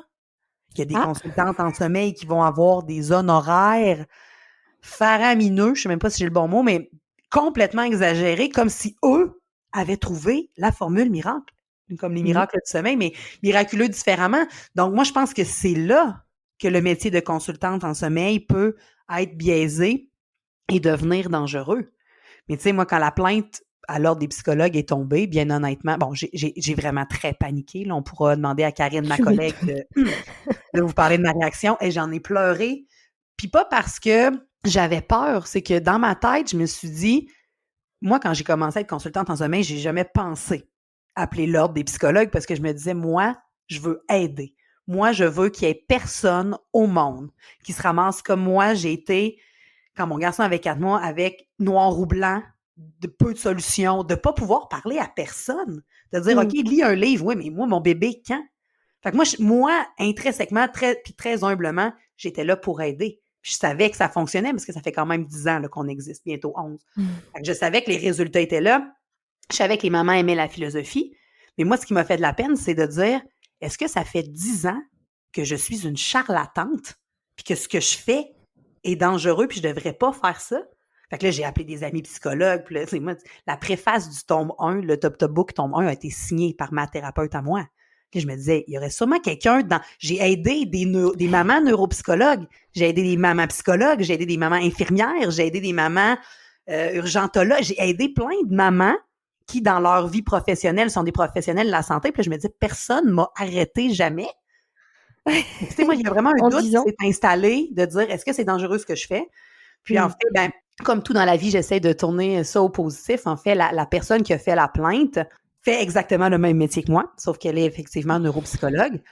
Puis, finalement, elle pensait me mettre des bâtons dans les roues. Puis finalement, elle nous a juste rendus plus forts. Parce que je sais qu'aujourd'hui, on a le droit d'exister. J'ai le droit d'exister. C'est juste que je me bats contre un nouveau métier. Ça n'existait pas avant des consultantes en sommeil. Donc, il faut défricher cette terre-là. Puis, il faut s'assurer aussi que les gens sont outillés adéquatement. Mais ça, je veux dire, il y a des gens qui ont des doctorats qui font ça tout croche, pour reprendre l'expression très québécoise. Donc, mais ça m'appartient pas. Moi, je sais que mon travail, je le fais, que mes connaissances sont à jour. Puis, je sais surtout que, entre guillemets, là, très humblement encore, on sauve des vies. On sauve des vies. Moi, c'est moi qui reçois les courriels de aïe, aïe, on voyait plus la lumière au bout du tunnel. Merci de nous avoir fait comprendre des choses. Merci de m'avoir fait comprendre que mon bébé avait pas besoin on n'avait pas besoin de le laisser pleurer. Merci de vulgariser les connaissances aussi. Parce que, tu sais, je veux dire, là, à un moment donné, on n'a pas tout besoin, justement, de faire un certificat en psychologie pour comprendre nos enfants non plus. Ça prend des ressources qui sont... non, une chance. Fait que ça prend des ressources qui sont fiables, qui sont outillées, mais je peux comprendre en tant que professionnel que c'est insultant de dire, moi, j'ai étudié des années pour pouvoir faire ça, puis elle, ben, tu sais, elle a une formation de l'International Parenting and Health Institute, puis elle a plus d'abonnés que moi sur Instagram. Mais c'est quoi des abonnés sur Instagram? Moi, je rêve d'un monde où, justement, on va travailler ensemble. Parce que nous, ici, au Québec, on a eu un autre phénomène, là. Il y a des consultantes en sommeil qui ne ciblent pas bedaine urbaine, bien entendu, mais là, l'entraînement au dodo n'est pas une solution. Comment peux-tu dire ça? Comment peux-tu, toi, affirmer que ce n'est pas une solution? C'est peut-être pas celle que tu enseignes. C'est peut-être pas celle que tu prônes. Mais arrête de dire que ce n'est pas une solution parce que tout est une solution. Tant que ça reste sécuritaire, bien entendu, et que ça reste dans les règles de l'art. Mais comment pouvons-nous statuer en tant que professionnels qui sont en âge de raisonner, qui sont des adultes, utiliser nos réseaux sociaux pour défaire des idéologies qui sont juste pas en concordance avec nous? C'est quoi? C'est un manque d'ouverture d'esprit. c'est un manque de connaissances parce que ces personnes-là ne prennent pas le temps de parler avec les gens qui font ça différemment d'eux. Puis là, se permettre de juger ce que nous, on fait, ne sachant pas ce qu'on fait nécessairement. C'est extraordinaire de t'entendre dire ça parce que je trouve que c'est vraiment la maladie des réseaux sociaux aujourd'hui dans la bulle de la parentalité, et pour y traîner beaucoup en tant que podcasteuse et maintenant doula et maintenant conseillère, enfin consultante de sommeil et enceinte, enfin bref, ça fait quelques temps que j'y suis, il y a vraiment des camps et effectivement, mais ça m'est déjà arrivé, hein, moi aussi, hein, je ne le nie pas, on se tire dans les pattes et c'est dommage. Mais je pense que ça fait aussi partie de la, comment dire, de la nature humaine, mais dans son mauvais sens. Pas dans le sens où on n'y peut rien, dans le sens où c'est le côté facile et pas chouette de l'humain, de toujours essayer, et puis aussi de la société, de toujours essayer de tirer la couverture à soi et en mettant des coups de pied dans les autres, en fait. Mais moi, ce que je trouve triste, Manon, c'est que en tant que maman, mon garçon, moi, est rendu à 12 ans. Donc, on est rendu dans des sujets de discussion qui sont plus sérieux, si je peux me permettre. Mais moi, Jacob Olivier, depuis qu'il est en âge de comprendre, j'ai toujours dit que toi, tu pouvais t'améliorer, mais tu t'améliores pas en rabaissant les autres. Tu t'améliores parce que toi, tu focuses sur ton own business, puis toi, tu t'assures d'être le meilleur humain possible. Il y a une façon de promouvoir nos services, nos styles de vie, sans nécessairement déprécier les gens qui font différemment. Moi, l'entraînement au sommeil, je vois ça vraiment comme un processus. Puis dans des processus, on a toujours l'entraînement physique. Moi, si tu veux faire un régime keto, Manon, là, puis que ça convient à tes habitudes, puis que tu aimes ça manger du bacon et des avocats pour déjeuner, là, puis que ça fonctionne pour toi, moi, je trouve que c'est une solution. Le régime, le régime intermittent, là, ce que tu veux qui fonctionne avec ton rythme de vie, ta personnalité, ta famille, tout fonctionne, tant que ça reste sécuritaire, bien entendu. Mais moi, je trouve ça... Moi, écoute, on m'écrit quand même souvent un message privé sur mon compte Instagram pour me demander ce que je pense de telle approche. Puis je réponds toujours la même chose. Est-ce que ça fonctionne pour toi? Est-ce que toi, tu y crois? Moi aussi. Je veux dire, c'est aussi simple que ça. Puis je le pousse plus loin. Peut-être me mettre les pieds dans les plats, mais je pense même pas. Par exemple, une maman qui laisserait pleurer son enfant parce qu'elle manque de ressources, elle manque de patience, parce qu'elle est fatiguée, parce qu'elle est monoparentale, parce qu'elle semble avoir tout essayé. Est-ce qu'on peut juger cette maman-là, sachant que de laisser pleurer un humain seul, c'est pas nécessairement très favorable parce qu'on laisse pas pleurer un humain seul, peu importe son âge, parce qu'un humain qui pleure, c'est parce qu'on souvent on a besoin de réconfort. Mais est-ce qu'on peut juger cette maman-là parce qu'on n'a pas marché dans ses bottines? On n'a jamais mis les pieds dans ses chaussures. Donc, ça va même plus loin que ça, l'ouverture d'esprit, de dire à quel point on est rendu centré sur notre propre nombril pour penser que nous, on a la solution. Puis que les autres, c'est n'importe quoi. Puis il y a plein de débats comme ça, là, les mamans qui sont pros-allaitantes. Ah ouais, tu nourris au biberon. Peut-être que cette maman-là, elle a essayé d'allaiter. Peut-être qu'elle voulait juste pas allaiter. Peut-être que ça fonctionnait pas. Peut-être que son bébé prenait pas assez. On ne connaît pas l'histoire de tous et chacun, puis on se permet de juger. Puis c'est ça, les réseaux sociaux, c'est que moi, je trouve que c'est rendu une source d'information que les gens vont prendre comme crédible, puis c'est dangereux parce que c'est pas parce que c'est sur Internet que c'est vrai. Ça aussi, c'est un autre discours qu'il faut apprendre à nos enfants. Non, mais tu sais, c'est très important, là. Puis là, moi, avec Bedaine Urbaine, sur mon compte personnel Instagram, des fois, je me permets des opinions. Puis même à ça, je me permets même pas tant d'opinions, sachant que mon opinion, c'est une opinion parmi tant d'autres. Je n'ai jamais commenté un sujet, à part quand ça touche l'entraînement de dos, la consultation sommeil, etc. Là, je me permets une aparté parce que c'est mon métier, puis j'ai droit aussi à mon opinion, mais tu sais, des sujets d'actualité, je n'ai jamais commenté ça parce que moi, j'ai pas le goût que ça devienne une plateforme d'information autre que le sommeil. Moi, je suis nichée ça. C'est comme les influenceurs qui vont devenir un peu comme des journalistes, quoi.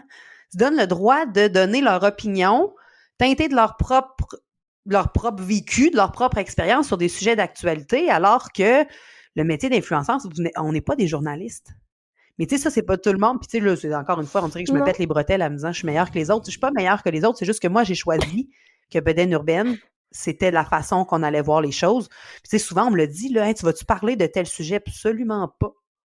t'as pas d'opinion. J'ai une opinion, mais est-ce qu'elle mérite d'être partagée? Est-ce que c'est vraiment moi qu'il faut qu'il donne mon opinion sur ce sujet-là? Moi, les débats, je déteste ça. J'en ai avec mes amis, j'en ai avec ma famille. Non, mais tu sais, sur une plateforme où tu as 15 000 abonnés, il faut que tu comprennes que ton opinion devient un point de vue sur lequel les gens vont pouvoir baser leur propre opinion. Puis là, c'est là que je trouve que, pas que je suis pas assez importante, mais je trouve que c'est pas mon travail, c'est pas mon devoir. Puis c'est triste de voir les réseaux sociaux. Je l'ai dit, là, j'ai fait une montée de lait récemment sur mon compte Instagram. Puis on m'a demandé sur le métier de consultante en sommeil suite au podcast de Bliss Story. Je l'ai vu. Puis ils m'ont dit, mais quel compte tu vises? C'est de qui tu parles? Je parle pas de personne, puis je parle de tout le monde en même temps, qui sont censés être à un âge responsable, qui ont une mission dans la vie de soutenir des parents, puis qui utilisent leurs réseaux sociaux pour répandre des discours haineux, pour nous mettre dans des camps. Mais il n'y a pas de camp quand on parle d'aider un parent. Il n'y en a pas de camp. C'est qu'on a toutes la même mission. On n'a peut-être pas tous les mêmes outils puis la même façon de voir les choses, mais ça reste que la mission reste la même. Puis moi, je comprends pas qu'en tant que consultante en sommeil, puis même qu'en tant que femme, en tant que maman, on se permette de juger les autres par rapport à ce qu'ils font, sachant très bien que l'humain est foncièrement bienveillant. Fait que moi, écoute, les réseaux sociaux, on pourrait en parler en long et en large. Je gagne ma vie en faisant beaucoup, mais moi, je trouve ça triste qu'il y ait des gens qui se disent professionnels dans des domaines puis qui ne comprennent pas, qui n'ont pas cette ouverture-là d'esprit de comprendre que c'est pas juste leur solution qui fonctionne, mais qu'il y a plein d'avenues pour y arriver. Alors, je suis plus ou moins d'accord parce que moi, j'adore débattre. Alors, je donne mon opinion sur plein de choses. Mais effectivement, il faut toujours rappeler vont aller sur ton compte pour justement voir qu'est-ce que Manon en pense, puis baser leur opinion là-dessus. C'est juste que... Puis j'ai pas 15 000. Non, mais c'est une façon de voir. C'est juste que faut pas que ça devienne Manon a tout le temps raison. C'est Manon a une opinion, puis après ça, je vais me faire la mienne. Ah non. Moi, c'est ce que j'aimerais. C'est clairement important de rappeler d'où on vient et d'où on parle. Et ça, je suis d'accord avec toi que il y a beaucoup d'influenceurs qui ne le rappellent pas assez. C'est leur opinion. C'est pas un fait. D'où on vient. C'est que c'est ton opinion à toi. Mais tu as le droit à ton opinion, puis tu as le droit d'utiliser ta plateforme pour donner ton opinion. Mais encore là, on revient au principe de ton opinion, tu peux la donner sans défaire l'opinion des autres. C'est ça. La boucle est bouclée. Exactement. Et tiens, tu parlais je reviens un petit peu sur le sujet de tes connaissances, justement. Moi, on me demande souvent, parce que j'ai justement... grâce à un peu tout mon côté, j'adore le débat, j'ai une communauté qui est assez sceptique, entre guillemets. De manière générale, je veux dire, qui remet vachement en question, et je trouve ça super cool. Et on me demande souvent, mais comment tu sais que... Enfin, elles viennent d'où, les connaissances? Et est-ce que tu pourrais, toi, expliquer comment tu t'es formée et comment aujourd'hui tu te formes en continu, comme tu l'as dit? Bref, voilà. D'où viennent les informations qu'aujourd'hui, moi, je communique? Alors moi, je sais qu'elles viennent de toi. Mais elle les a pris où, ces informations? Elles viennent Je me permets quand même, avant de dire mon curriculum vitae, là, tu sais, tu as dit le mot sceptique. Moi, je trouve que les gens qui posent des questions, c'est des gens qui, justement, sont intelligents. C'est des gens qui, justement, ne se laissent pas berner de « Manon l'a dit, c'est vrai ». Pourquoi tu dis ça? C'est quoi les sources? C'est où tu as pris ton information? Moi, je trouve que ça, c'est une utilisation hyper intelligente des réseaux sociaux, de remettre toujours un peu en question ce que je lis. Si tout le monde faisait ça, Manon, on serait sauvés, là. Je veux dire, probablement que notre pandémie mondiale aurait été gérée différemment aussi, tu sais. Fait que, bref, ceci est mon opinion. Aussi. Donc, mes connaissances. Mon cursus commence à l'époque, Jacob Olivier est encore bébé. Je reviens ici au Canada et je lis sur le métier de baby planner, qui était à l'époque, et je sais pas si ça trahit un peu mon âge, mais peu importe. Elle doit sûrement encore s'appeler Rosie Pope.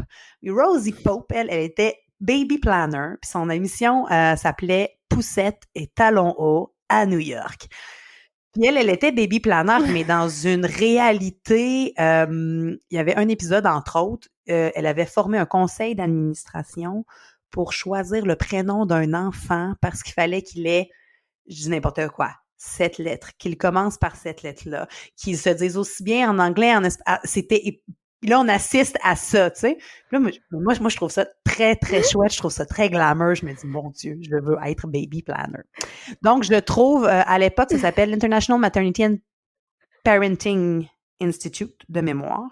C'est une dame qui s'appelle Marie Oscategui qui, elle, forme des baby planners. Donc, prends la formation de baby planner. Pour finalement me rendre compte que le vrai métier de baby planner, c'est pas de faire des conseils d'administration pour choisir des prénoms d'enfants.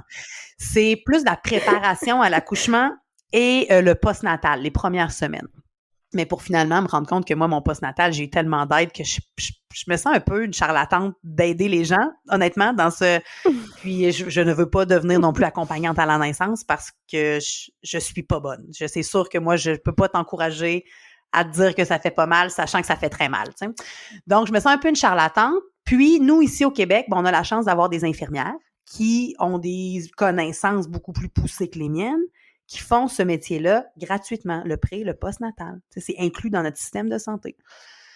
Donc, je vois pas d'avenue de comment trouver comment faire des sous avec ça, bien honnêtement. Je retourne à l'International Maternity and Parenting Institute pour finalement me rendre compte qu'ils ont plein de formations. Là, je fais « wow ». Donc, ma deuxième formation, c'est le green proofing. Tout ce qui est éco-responsable, les jouets en bois, tu sais, vraiment comment faire une nursery verte, manger enceinte, tu sais, vraiment comme un peu un tournant vert. Et là, j'étais probablement trop en avance à l'époque. Encore une fois, les services, il n'y avait pas moyen de gagner ma vie nécessairement avec ça. Et là, ma troisième formation, vient de l'International Parenting and Health Institute aujourd'hui, et le sommeil du bébé et de la femme enceinte. Et au départ, Bedaine Urbaine s'appelait Bedaine Urbaine Agence de Baby Planning. Pendant des années, on a traîné le nom de Baby Planning, jusqu'à tout récemment, en fait, à refaire notre nouvelle plateforme. On a changé le verbatim Bedaine Urbaine. Puis, j'offre plein de services, là. Trouver des garderies, j'offre même parce que moi j'aime bien magasiner, donc j'offrais même le service d'aller en boutique pour vraiment faire des listes de ce qu'on a besoin, ce qui est un gadget, ce qui est nécessaire, trouver des choses usagées de seconde main pour sauver des sous. Panoplie de services, mais on m'appelle juste pour des trucs sommeil. Je fais des sous uniquement avec des ateliers sur le sommeil et des consultations privées sur le sommeil. Donc, naturellement, Bedaine Urbaine est devenue un point tournant sur le sommeil des enfants. Fait que ça a été mes premières formations. Suite à ça, j'ai pris une autre formation extraordinaire, là, pour vrai, là, avec Madame Ingrid Bayotte, qui est une sage-femme belge qui habite aujourd'hui à Québec, qui a été, pour moi, un point tournant. Honnêtement. J'ai lu beaucoup de livres, donc les livres pleurs et colères des enfants et des bébés. Ça, c'est sûr et certain que toute Bedaine Urbaine est teintée de ce livre-là. Autre personne que j'aime beaucoup en point de référence, Madame Mélanie Bilodeau, qui est psychoéducatrice. Donc, j'ai eu la chance de lire ses livres, j'ai eu la chance de prendre des formations avec elle aussi. Après ça, certificat en psychologie à l'Université Laval, des cours sur le développement de l'enfant, des cours sur le sommeil. Donc, comprendre les zones du sommeil, alpha, bêta, gamma, delta, c'est quoi la polysomnographie, le sommeil lent, le sommeil léger, le sommeil paradoxal, court, incroyable. Tu sais, je ris encore parce qu'avec cette professeure-là qui s'appelle Dr Céline Bastien, bon, tu sais, quand tu es un adulte puis tu retournes à l'université puis tu payes toi-même, tu es vraiment plus intéressé, je pense, que quelqu'un qui est forcé d'être là, parce que c'est le cursus normal d'un humain d'aller à l'université. Puis je me souviens, je restais avec elle après le cours. Puis là, on parlait sommeil, puis j'étais là, oh mon Dieu, j'ai enfin trouvé une personne qui est aussi passionnée sur le sommeil que moi. Donc ça, j'ai vraiment eu du plaisir. Donc, certificat encore en cours, il me reste, je pense, 2 crédits à aller chercher, dont un cours sur le sommeil qui permet d'être très intéressant, parasomnie et les rêves. J'ai vraiment très hâte de faire ce cours-là. Oh! Oui, vraiment, vraiment. Ça, c'est vraiment un cours que j'attends avec impatience. Sinon, officiellement, formation en commercialisation de la mode et en communication publique. Donc, très utile pour faire des stories Instagram, enregistrer des balados. On apprend à communiquer, etc. Mais c'est ça ma formation. Puis, je pense que somme toute, quelque chose qui est important, qui n'est pas nécessairement obligatoire, mais je pense qu'il est important, c'est de l'avoir vécu. Je pense que, tu sais, d'avoir plein de théories puis de connaissances sur le sommeil, c'est bien. Mais je pense que d'avoir vécu le manque de sommeil en tant que parent, je pense que c'est quand même un plus-value au niveau de la consultation sommeil. Donc, grosso modo, puis j'écoute des podcasts, j'écoute beaucoup C'est le Wicked que j'aime beaucoup. Ensuite, Parents première classe, qui sont des podcasts très intéressants. Et là, parce que je veux en nommer, je suis pas capable. Ensuite, j'ai aussi la chance d'assister à des webinaires qui sont faits par, justement, la Société canadienne du sommeil. J'ai eu la chance de pouvoir sneaker in dans leur formation, donc je me tiens toujours à jour. Plus compliqué parce que c'est beaucoup en anglais, puis je pense que je suis quand même relativement bonne en anglais. C'est juste qu'il y a commander au restaurant en anglais, puis apprendre en anglais. C'est quand même deux choses complètement différentes. Puis l'autre chose qui est rendue non négligeable dans mon cursus, c'est que ça fait maintenant 10 ans que mon alter ego s'appelle Bedaine Urbaine. Fait que des questions de sommeil. Il y a toujours 2 questions auxquelles je n'ai aucune réponse. C'est en combien de temps ça fonctionne et est-ce que mon enfant a faim la nuit? Mais somme toute, après ça, le sommeil commence à être un sujet que j'ai épluché de tous bords, tous côtés. Donc, je pense que ça aussi, ça vient jouer aussi, veut pas, dans ce que moi, je vous transmets dans la certification, c'est que les cas pratiques, les cas problèmes, je les ai tous vécus, là, des mamans monoparentales avec des jumeaux, des fratries, 4 enfants qui dorment, le dernier dort plus, les régressions du sommeil. Je pense que c'est comme, c'est tout jumelé. C'est mon cerveau sommeil, c'est tous ces outils-là qui sont jumelés ensemble qui me permet aujourd'hui de transmettre ces connaissances-là puis de vous outiller pour faire le même travail que moi. Mais tu sais, on me demande souvent, est-ce que je vais être outillée pour devenir consultante en sommeil à la suite du programme de certification Bedaine Urbaine? La réponse, c'est qu'en théorie, oui. Mais en pratique, non. Mais il faut se pratiquer. Mais oui, il faut pratiquer parce que, tu sais, oui, OK, à 4 mois, il y a une régression, mais il n'y a pas un enfant qui réagit de la même façon. Il n'y a pas un parent qui est différent. Fait qu'il y a beaucoup de relations d'aide à l'intérieur de tout ça ça s'apprend pas sur papier, malheureusement. Ça, je peux pas vous le donner parce que c'est vraiment de mettre les pieds dans le bain qui vous permet de bâtir cette expertise-là. C'est maintenant que je fais mon aveu. Ah! Moi, j'ai pas connu le manque de sommeil. C'est pas obligatoire, hein? Mais je pense quand même que je peux apporter des choses aux gens et voilà. Oui, non, c'est pour ça que je te dis que c'est un plus-value, mais c'est pas obligatoire. Il y a des marraines d'allaitement qui n'ont jamais allaité. Tu sais, il y a des connaissances théoriques puis il y a des parents qui vont être très à l'aise avec ça. Il y a des mamans qui vont l'être moins parce qu'elles disent, moi, elle l'a pas senti. C'est drôle, là, je fais un parallèle qui a pas rapport, mais je le fais quand même. Je suis une cavalière. Je fais de l'équitation, OK? Puis, il y avait une fille à l'époque, notre entraîneur, lui, il ne montait pas à cheval. C'était un entraîneur qui avait monté à cheval à l'époque, mais là, il ne montait plus. Versus elle, son entraîneur, qui, elle, quand le cheval avait de la difficulté à faire un exercice, mettait sa bombe, ça s'appelle une bombe, un chapeau d'équitation, là, un casque protecteur. Oui, ça s'appelle une bombe aussi. Puis là, elle le faisait avec le cheval.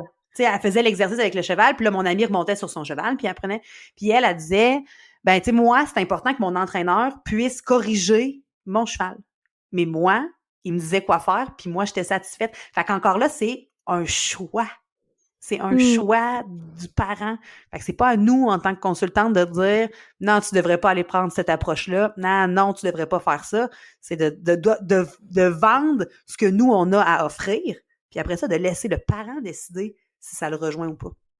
Tout à fait. C'est tellement important, le feeling dans la relation d'aide.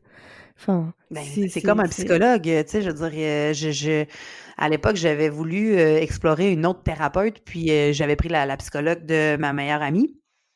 Puis je me suis assise là, j'ai fait, bon, la première session, tu sais, il y a toujours on apprend à se connaître, mais là, la deuxième session, j'ai fait, non, ça fonctionnera pas, là. Tu sais, je veux dire, moi, je suis pas venue ici me faire dire que tout le monde est le problème puis que moi, je suis bonne, là. Faut que j'arrive dans ma voiture après la consultation puis que ça m'ait choqué un peu, là, que ça m'amène des choses à y réfléchir pour m'améliorer moi-même. Fait que, tu sais, mais tu sais, encore là, ça, c'est des psychologues qui ont des doctorats, des papiers universitaires. Puis encore là, on parle de relations d'aide. Donc, c'est important que comme tu l'as dit, que le fit soit là. Et tu as un peu répondu, mais je vais quand même te poser la question officiellement. C'est quoi la philosophie Bedaine Urbaine?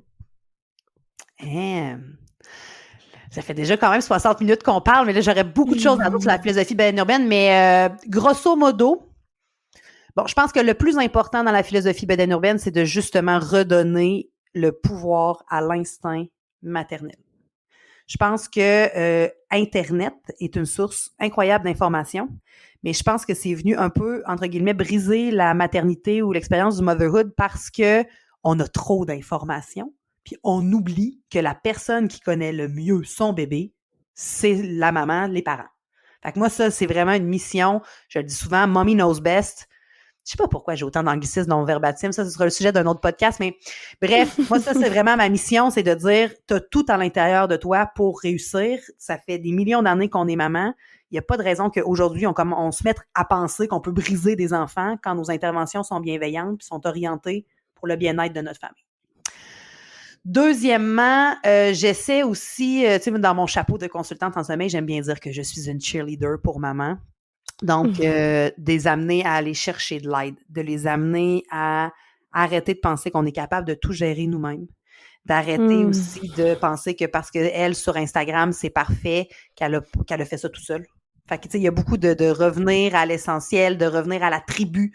On fait beaucoup, beaucoup de parallèles avec l'Homo sapiens en mode nomade. Je pense que tu le sais, ma chère Manon. Oui. Donc, de revenir à cette essence même de l'humanité, de que le porte-bébé, c'est correct de dormir, de faire des siestes avec le porte-bébé, de faire notre possible, les mouvements, etc. Fait qu'il y a beaucoup de, entre guillemets, un volet anthropologique, là, très, mon Dieu, je peux pas croire que je viens de dire ça, que je suis pas anthropologue non plus. Je suis pas psychologue, je suis pas anthropologue, mais il y a beaucoup de retour à l'humanité du bébé humain et non pas du bébé adulte. Ça, j'aime bien ça.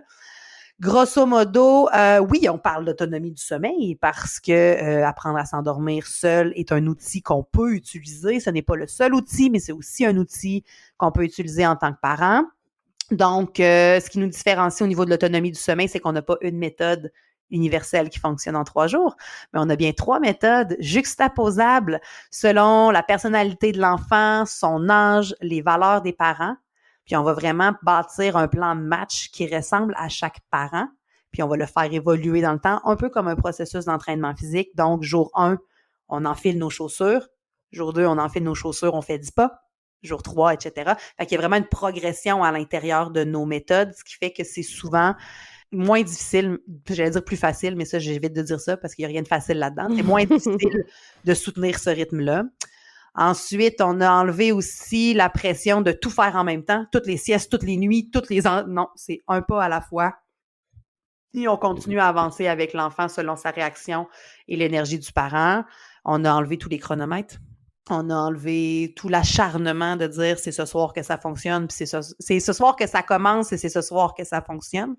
Fait que ça, au niveau parental, c'est vraiment très rassurant et c'est zen d'entendre ça, de dire on va y aller une étape à la fois. Et puis, autre chose que j'aime bien aussi de la philosophie bédéno-urbaine, là, on a les plans A, plan B qui est une porte de sortie d'urgence quand le plan A de méthode d'entraînement de dos ne fonctionne pas. Il y a toujours le plan B, du sein, les bras, le dos de dos, la poussette, le porte-bébé qui peuvent être des solutions. C'est pas parce qu'on en arrive à utiliser ça que ce qu'on a fait comme travail visant l'autonomie est défait, tant et aussi longtemps que ça nous permet de recommencer par la suite. On a aussi les fameuses siestes poutine. Poutine, qui est un plat traditionnel québécois, là, de patates frites, de fromage en crotte et de sauce gravy.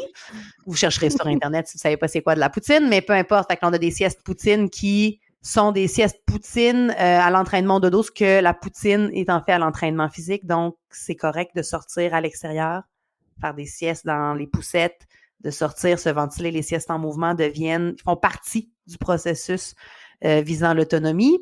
Et puis l'autre chose, parce qu'il y a plein de choses qui nous différencient, mais une autre chose que moi j'adore, c'est que je traite chaque maman comme si elle était la seule et unique maman à consulter Bedaine Urbaine.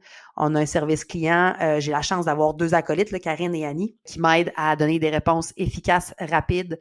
On a des outils aussi qui sont plus abordables que d'autres. Ça, c'est important aussi pour moi de dire que c'est pas vrai que 1 500 € pour parler à quelqu'un. Moi, je trouve que c'est complètement s'accaparer la vulnérabilité d'un parent qui est fatigué, de dire, moi, j'ai la solution, puis en plus, hypothèque ta maison pour venir me parler. Donc, nos prix très raisonnables, puis je pense très humblement, notre service client rapide, efficace, d'équipe, je pense que c'est ce qui fait la différence chez Bedaine Urbaine. Tout ça, très humblement. Hein? Je déteste lancer des fleurs, je suis pas bonne là-dedans.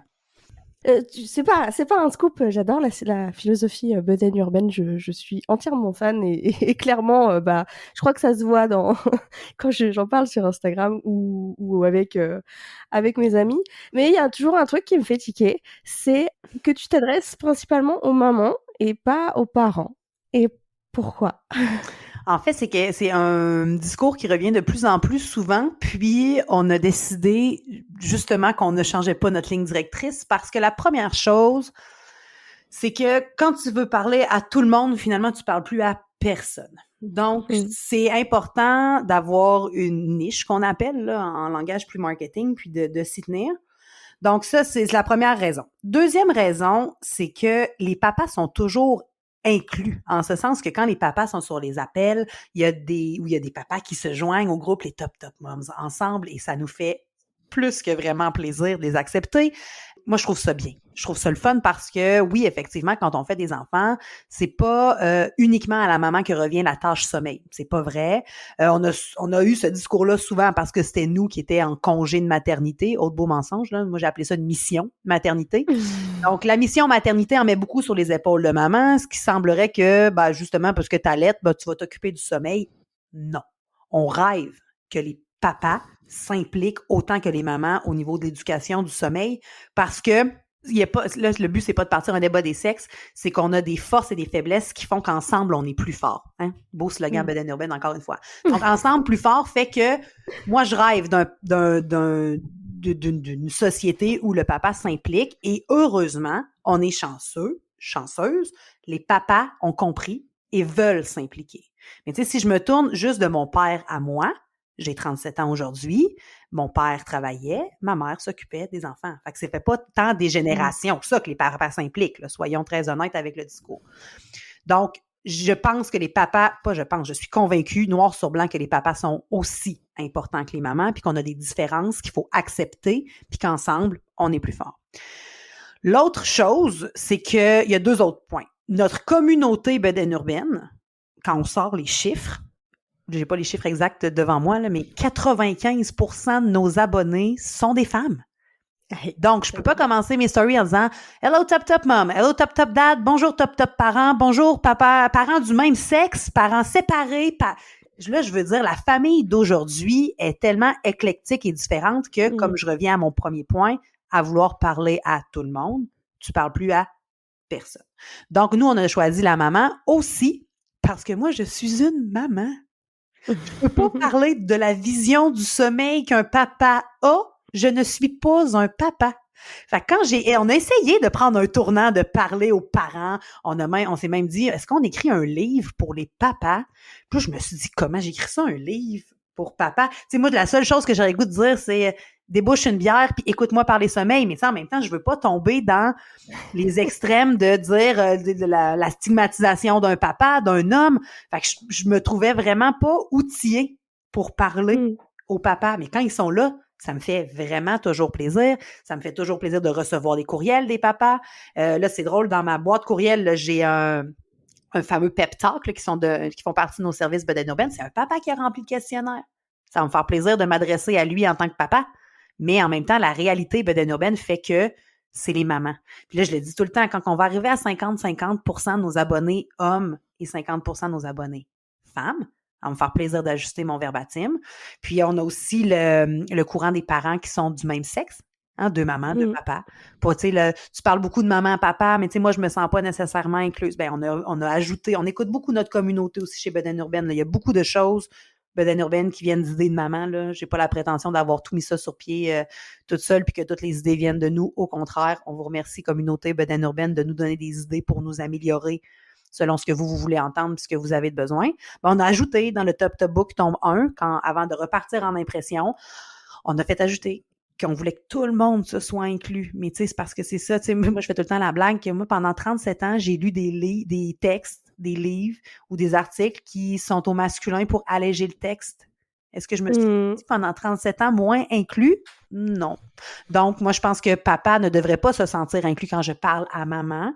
Malheureusement, il y a des papas qui se sentent pas inclus, mais on a décidé que ça faisait tellement partie de la minorité qu'on leur envoie toujours un gentil courriel leur disant qu'ils font partie de l'équipe, en leur expliquant exactement ce que je viens de te mentionner. La plupart sont très, très compréhensifs. Là. OK. Non, mais je me doutais bien qu'il y avait une bonne raison. Non, parce que quand on nous fait le commentaire, tu sais, t'es pas la première à nous en parler. Je m'assois avec Karine, parce que j'ai pas assez parlé pendant ce balado-là. Karine qui est ma René Angélil à moi. Puis on s'assoit, on analyse les commentaires. Est-ce qu'il y a un pour, les contre? Bedaine urbaine restera une entreprise, donc est-ce que il y a des coûts reliés à ça, etc. Puis on s'est dit, on a vraiment, c'est une décision qui est réfléchie. Au départ, ça ne l'était pas du tout. On parlait vraiment au top mom parce que c'était ça. On nous a amené à réfléchir. On a dit, est-ce que ça vaut la peine de changer toute l'identité bedaine urbaine? Puis pour le moment, on n'a pas vu nécessairement la nécessité de faire ce tournant-là. Puis même chose, on a un événement philanthropique au profit du Centre de pédiatrie sociale de Québec qui s'appelle Maman urbaine et confetti. Ben, tu sais, si t'es un papa, moi, j'aimerais ça que tu te sentes inclus. Mais si je dis parents urbains et confetti, on dirait qu'on parle plus à personne. Tu sais, fait que c'est ça, c'est vraiment la ligne directrice marketing qu'on a pris, mais c'était pas à la base et ce n'est pas encore aujourd'hui une façon d'exclure les papas, bien au contraire, ou les conjoints du même sexe, ou les grands-mamans, les éducatrices. Nous, on aimerait ça vraiment, tu sais, autant qu'on aimerait ça que toutes les consultantes en sommeil travaillent en équipe, autant on aimerait ça que tous les adultes qui gravitent autour de l'univers de l'enfant travaillent en symbiose, mais tu sais, ça, c'est pas la réalité. C'est pas la réalité de tout le monde. Non, c'est clair. Peut-être un jour dans une utopie. Ben oui. Mais tu sais, en même temps, ça prend, j'aime bien dire que ça prend juste une génération pour faire un changement, un tournant majeur, mais espérons que nous sommes cette génération. J'espère aussi. Donc, tu disais, t'es mère d'un ado aujourd'hui. Oui. Qu'est-ce que tu aimerais dire à la toi d'avant? Quand j'étais adolescente? Ou non, quand t'as débarqué dans ma parentalité? Que pas dormir, c'est un sacré défi, mais que l'adolescence en est une autre. Et puis, de peut-être, pendant la période latente là, de, je vais te dire, l'âge scolaire, là, de 5 à 10, 11 ans, là, avant que l'adolescence arrive, sors de tes livres 0-5 ans, puis va te renseigner sur ce qui s'en vient par la suite, parce qu'il y a plein de surprises qui s'en viennent. Puis tu seras pas nécessairement outillé pour le faire, parce que premièrement, t'as été une adolescente, mais t'es pas un adolescent. Quand toi, t'étais adolescente, et là, j'ai l'air d'un dinosaure, Internet n'existait pas, ou Internet existait, mais ce n'était pas abordable et accessible comme ça l'est aujourd'hui. J'aimerais aussi dire que, une phrase que moi j'adore, là, c'est « il n'y a rien qui est éternel ». Donc, des fois, on a des bouts plus difficiles. Là, on est chanceux, Jacob Olivier et moi, on est sur vraiment une bonne passe. Bon, là, on a eu la Saint-Valentin récemment, pour ne pas dire hier, là, où il a fallu que j'accepte le fait que j'étais plus sa Valentine, qu'il y avait officiellement une Valentine. Puis là, tout le monde a ri de moi quand j'ai dit que ça faisait mal, mais c'est vrai, là. Tu sais, moi, j'ai un garçon, je suis célibataire pour le moment, et là, de me dire, j'achète un cadeau à quelqu'un qui n'est pas tant mon Valentin. En tout cas, tu sais, moi, ça va toujours être mon Valentin pour l'éternité, mais fait qu'il y a des étapes comme ça dans la vie qui, on n'est comme pas outillés, mais qu'en même temps, de faire confiance aussi, de faire confiance à la vie que, tu sais, des fois, Jacob, j'ai l'impression qu'il m'écoute pas, mais je sais toujours qu'il m'entend. Fait que je ne lâche pas prise, je répète souvent les mêmes choses. Puis il y a des choses aussi j'ai eu la chance de prendre un cours sur le développement de l'adolescent dans mon cursus de certificat en psychologie, puisque j'ai dit, c'est pas vrai que bedaine urbaine sera pas outillé pour accompagner son enfant jusqu'à minimum l'âge de 18 ans. Ça m'a aidé à bien comprendre que, tu sais, c'est vraiment une période de crise, l'adolescence, là. C'est vraiment une période charnière où tu te cherches, tu penses que t'es grand, mais en même temps, t'es encore un enfant. D'accepter ses opinions divergentes, d'accepter que c'est pas Moi, j'ai la chance d'avoir sérieux un gars, encore une fois, à se vendre, là, mais c'est vrai, là, ce que je dis là. Moi, Jacob Olivier, en tout cas, il est en voie de devenir, là, on peut toujours s'écarter du droit chemin, certes, là, mais tu sais, en date d'aujourd'hui, Jacob est un adolescent encore plus incroyable que moi, ce que j'espérais qu'il soit. Je le trouve encore très smooth. Je le regarde avec sa copine. Je trouve qu'il est beau à voir aller. À l'école, ça va bien. Il fait il fait de plus en plus de sport. Je trouve que, tu sais, qu'il s'épanouit bien, mais il y a aussi ce qu'on appelle le deuil parental de dire, faut vraiment se détacher parce que ton enfant, la journée où il arrive les cheveux rouges, c'est pas oui, ça peut être pour te contredire, mais c'est sa personnalité. Puis ça, des fois, en tant que parent, c'est confrontant de dire, moi, ce que j'espérais de mon enfant, c'est ça. Puis là, on est complètement aux antipodes. Fait que, tu sais, il y a toujours ce courant-là aussi de dire, écoute, moi, je te donne des valeurs. Après ça, fais tes expériences. Puis j'espère juste que tu vas être heureux au bout de la ligne, tu sais. Comme là, Jacob Olivier, son métier de rêve, c'est, en ce moment, c'est moniteur de parachute. Je pense pas que ce soit le rêve d'une mère de savoir que son enfant rêve un jour de se jeter en bas d'un avion avec un parachute 5 fois par jour. En même temps, moi, j'y répète, Jacob, écoute, si t'es heureux là-dedans, t'es un peu à voix basse, j'espère que tu vas changer d'idée, mais si t'es heureux là-dedans, écoute, moi, à 18 ans, je vais te payer un saut, puis après ça, tu choisiras ce que tu veux, tu sais. Fait que non, j'aimerais dire que tout va bien aller, que de demander de l'aide, c'est une preuve de courage et non pas une preuve de faiblesse. Puis que non, il n'y a pas de guide de parents 101, mais de se renseigner sur le développement de l'être humain, je pense que ça explique tellement de choses qui nous amènent à relativiser puis à mieux prendre la vie du bon côté. Je pense que c'est vraiment ça que j'aimerais me dire, en fait. Le savoir, c'est le pouvoir. Exactement, mais oui, effectivement. Et bientôt chez Bedaine Urbaine, nouvelle certification consultant en adolescence. Absolument pas. Absolument pas. J'y vais plus à tâtons. J'y vais vraiment un peu les yeux fermés en espérant de tendre la perche au bon endroit. Donc, je n'aurais pas la prétention de faire une formation là-dessus.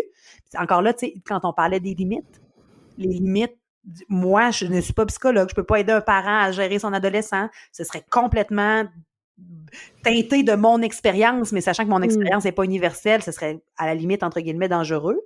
Puis, tu sais, on me demande souvent aussi pourquoi le sommeil chez Bedaine Urbaine, ça s'arrête à 5 ans. Ah oui, c'est vrai que c'est une bonne question. Oui. Puis, en fait, encore une fois, les troubles de sommeil, souvent à l'âge scolaire, c'est plus ce qu'on appelle de l'insomnie comportementale. C'est souvent relié à des troubles, des troubles, mettons, de déficit d'attention, de l'anxiété. Ça va aller beaucoup plus loin que des méthodes d'entraînement au dodo ou de l'autonomie du sommeil ou d'accompagnement bienveillant. Ça va aller vraiment à un autre niveau. Puis là, moi, je trouve que, mis à part les professionnels dans le domaine de la santé, on ne devrait pas toucher à ça. C'est sûr qu'il y en a, là, tu sais, qui, par exemple, j'ai suivi leurs enfants. Mettons, on a commencé, il avait 3 ans, puis là, le petit garçon est rendu à 7 ans, puis là, il dort plus. C'est sûr que je peux lui parler des méditations guidées.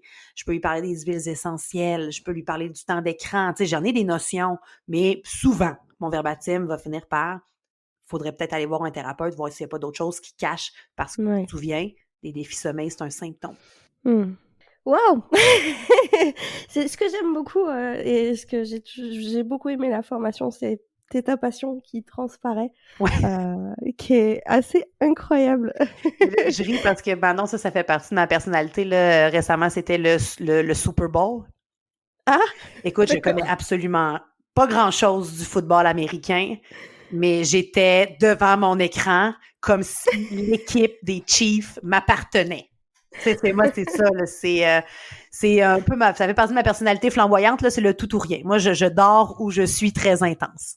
Puis ça plaît à beaucoup de gens, mais il y a des gens qui se sentent étourdis par cette personnalité-là. Puis c'est justement l'élément qui a fait que j'avais le goût de faire une certification Bedaine Urbaine pour outiller des professionnels ou des mamans à la recherche de défis avec notre philosophie pour permettre justement aux parents qui entendent parler de la philosophie Bedaine Urbaine, qui arrivent sur nos réseaux sociaux, puis là, qui disent « Oh Dieu du ciel, cette femme m'énerve, elle parle trop vite. » Tu sais, je suis consciente que ma personnalité, moi, je l'aime, j'ai 37 ans et j'apprends à vivre avec ma personnalité à chaque jour.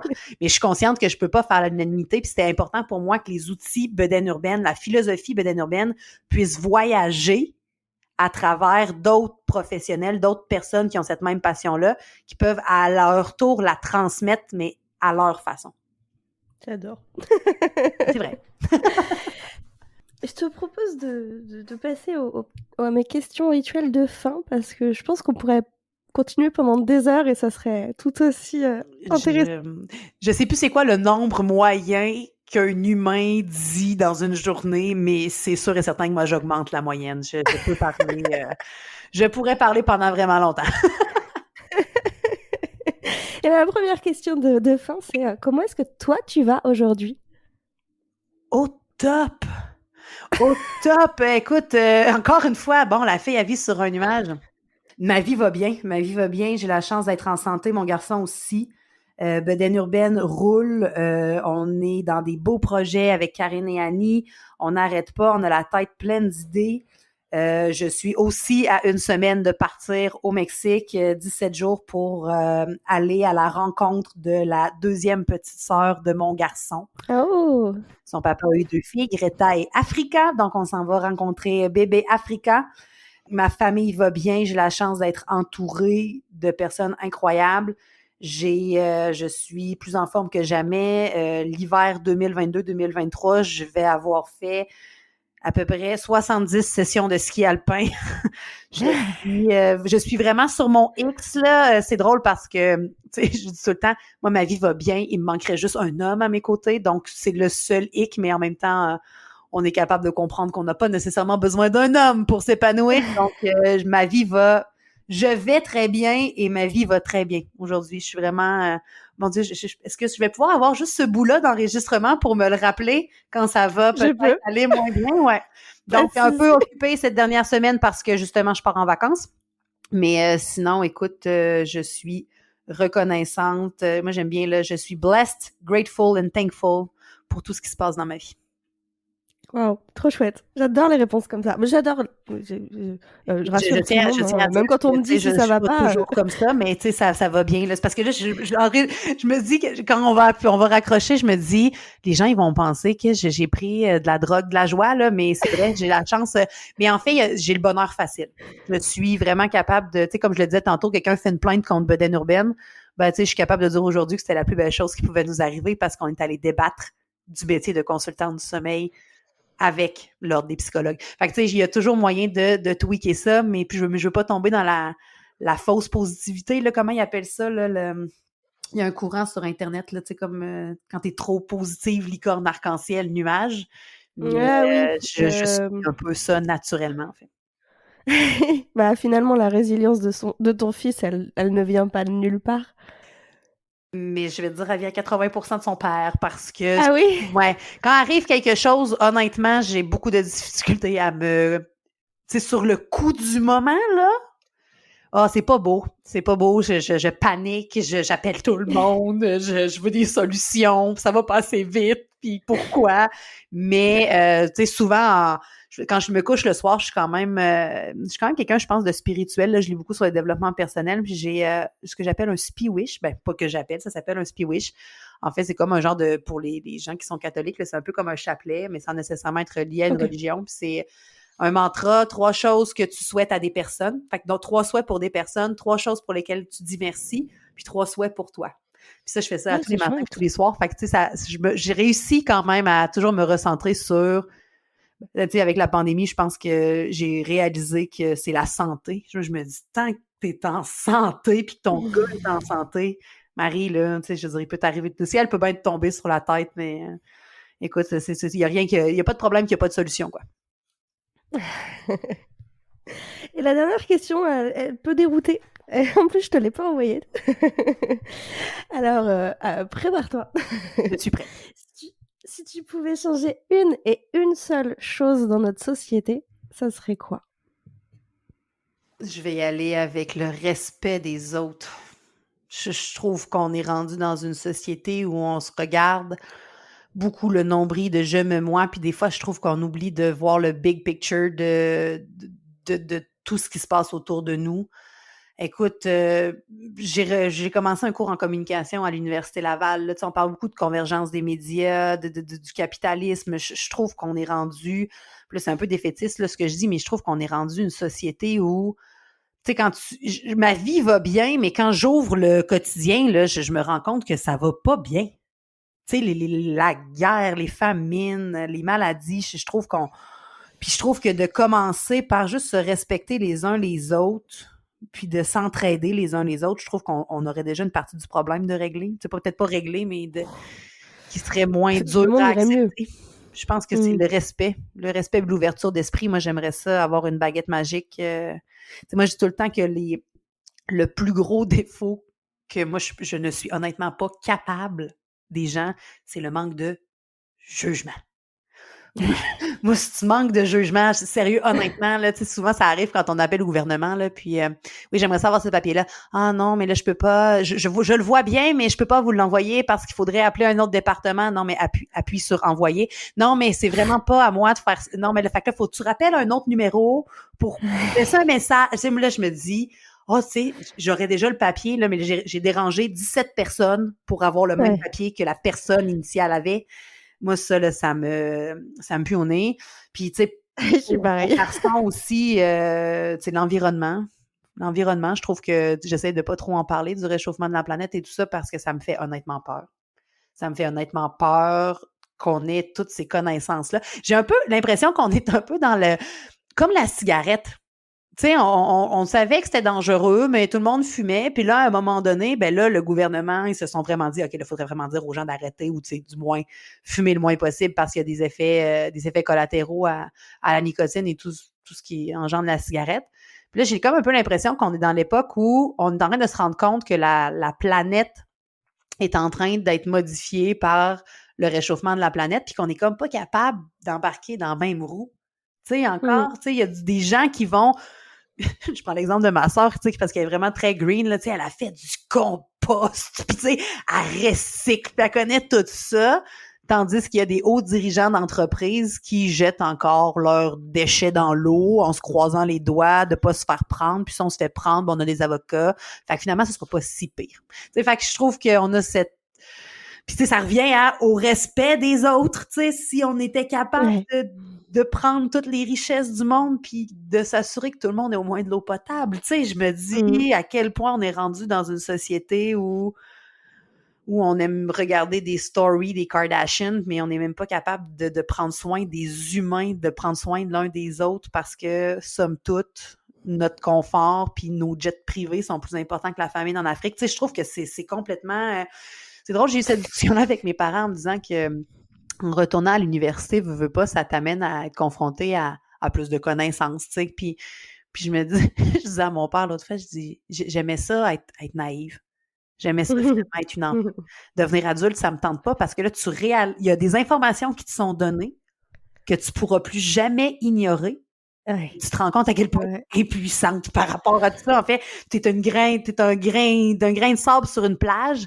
Mais là, toi, tu le sais qu'il faudrait que ça change, mais en fait, même si tu te lèves haut et fort, il n'y a pas grand mouvement qui se passe. Il y a des partis politiques qui essaient de modifier un peu ça, puis on se rend compte que leurs efforts sont pas vains parce que ça réveille de plus en plus de gens, ça donne une opinion diversifiée sur ce qui se fait. Je trouve que ça amène de la lumière, mais avant qu'on soit capable de tout tourner ce gros paquebot-là vers une approche plus respectueuse des uns des autres, écoute, je suis même pas certaine que Jacob Olivier va voir ce jour-là, là.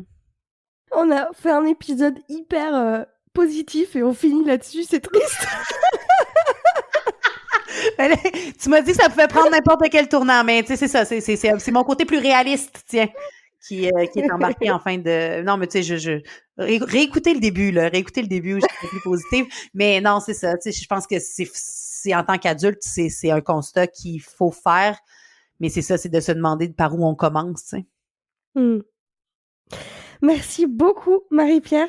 J'ai passé un super moment que j'ai pas vu passer. J'avais pas vu le compteur. Effectivement, bon, mes auditeuristes sont très habitués à mes épisodes qui durent 20 ans.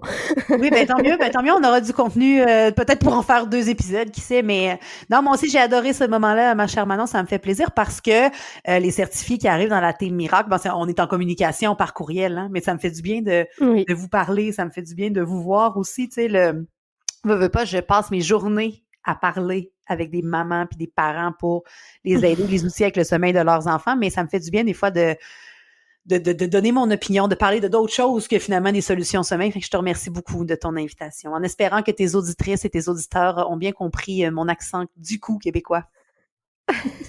Moi, je le trouve j'adore. Je te renvoie à l'appareil, moi, l'accent français, je le trouve charmant. Eh ben, il me reste plus qu'à te dire à bientôt parce que on va être amené à se reparler, c'est forcé. Et puis encore merci. Et à bientôt. À bientôt, puis je te souhaite une belle rencontre avec ton bébé qui se tient au chaud présentement dans ton bedon. Merci. Merci à toi. Voilà, j'espère J'espère que cet épisode t'aura plu. J'espère que tu as réussi à suivre toutes nos digressions. Je suis rompue à l'exercice, mais j'ai trouvé ma maîtresse en la matière, je crois. Le sommeil est un sujet passionnant. La consultation sommeil est un sujet qui fait aujourd'hui énormément de débat et qui pourtant fait beaucoup sens chez moi. J'admire beaucoup Marie-Pierre dans son parcours et je suis vraiment heureuse d'avoir pu vous la faire découvrir un petit peu. Je t'attends sur mon Instagram Première Couche pour me discuter de cet épisode. En attendant, si tu veux m'aider à développer ce podcast, tu peux me rejoindre sur Utip et laisser 5 étoiles sur Spotify et Apple Podcast, ainsi qu'un commentaire. Ça m'aiderait vraiment. Mais surtout, tu peux partager cet épisode autour de toi pour que, peut-être, il puisse aider une personne de plus. Sur ce, à très vite!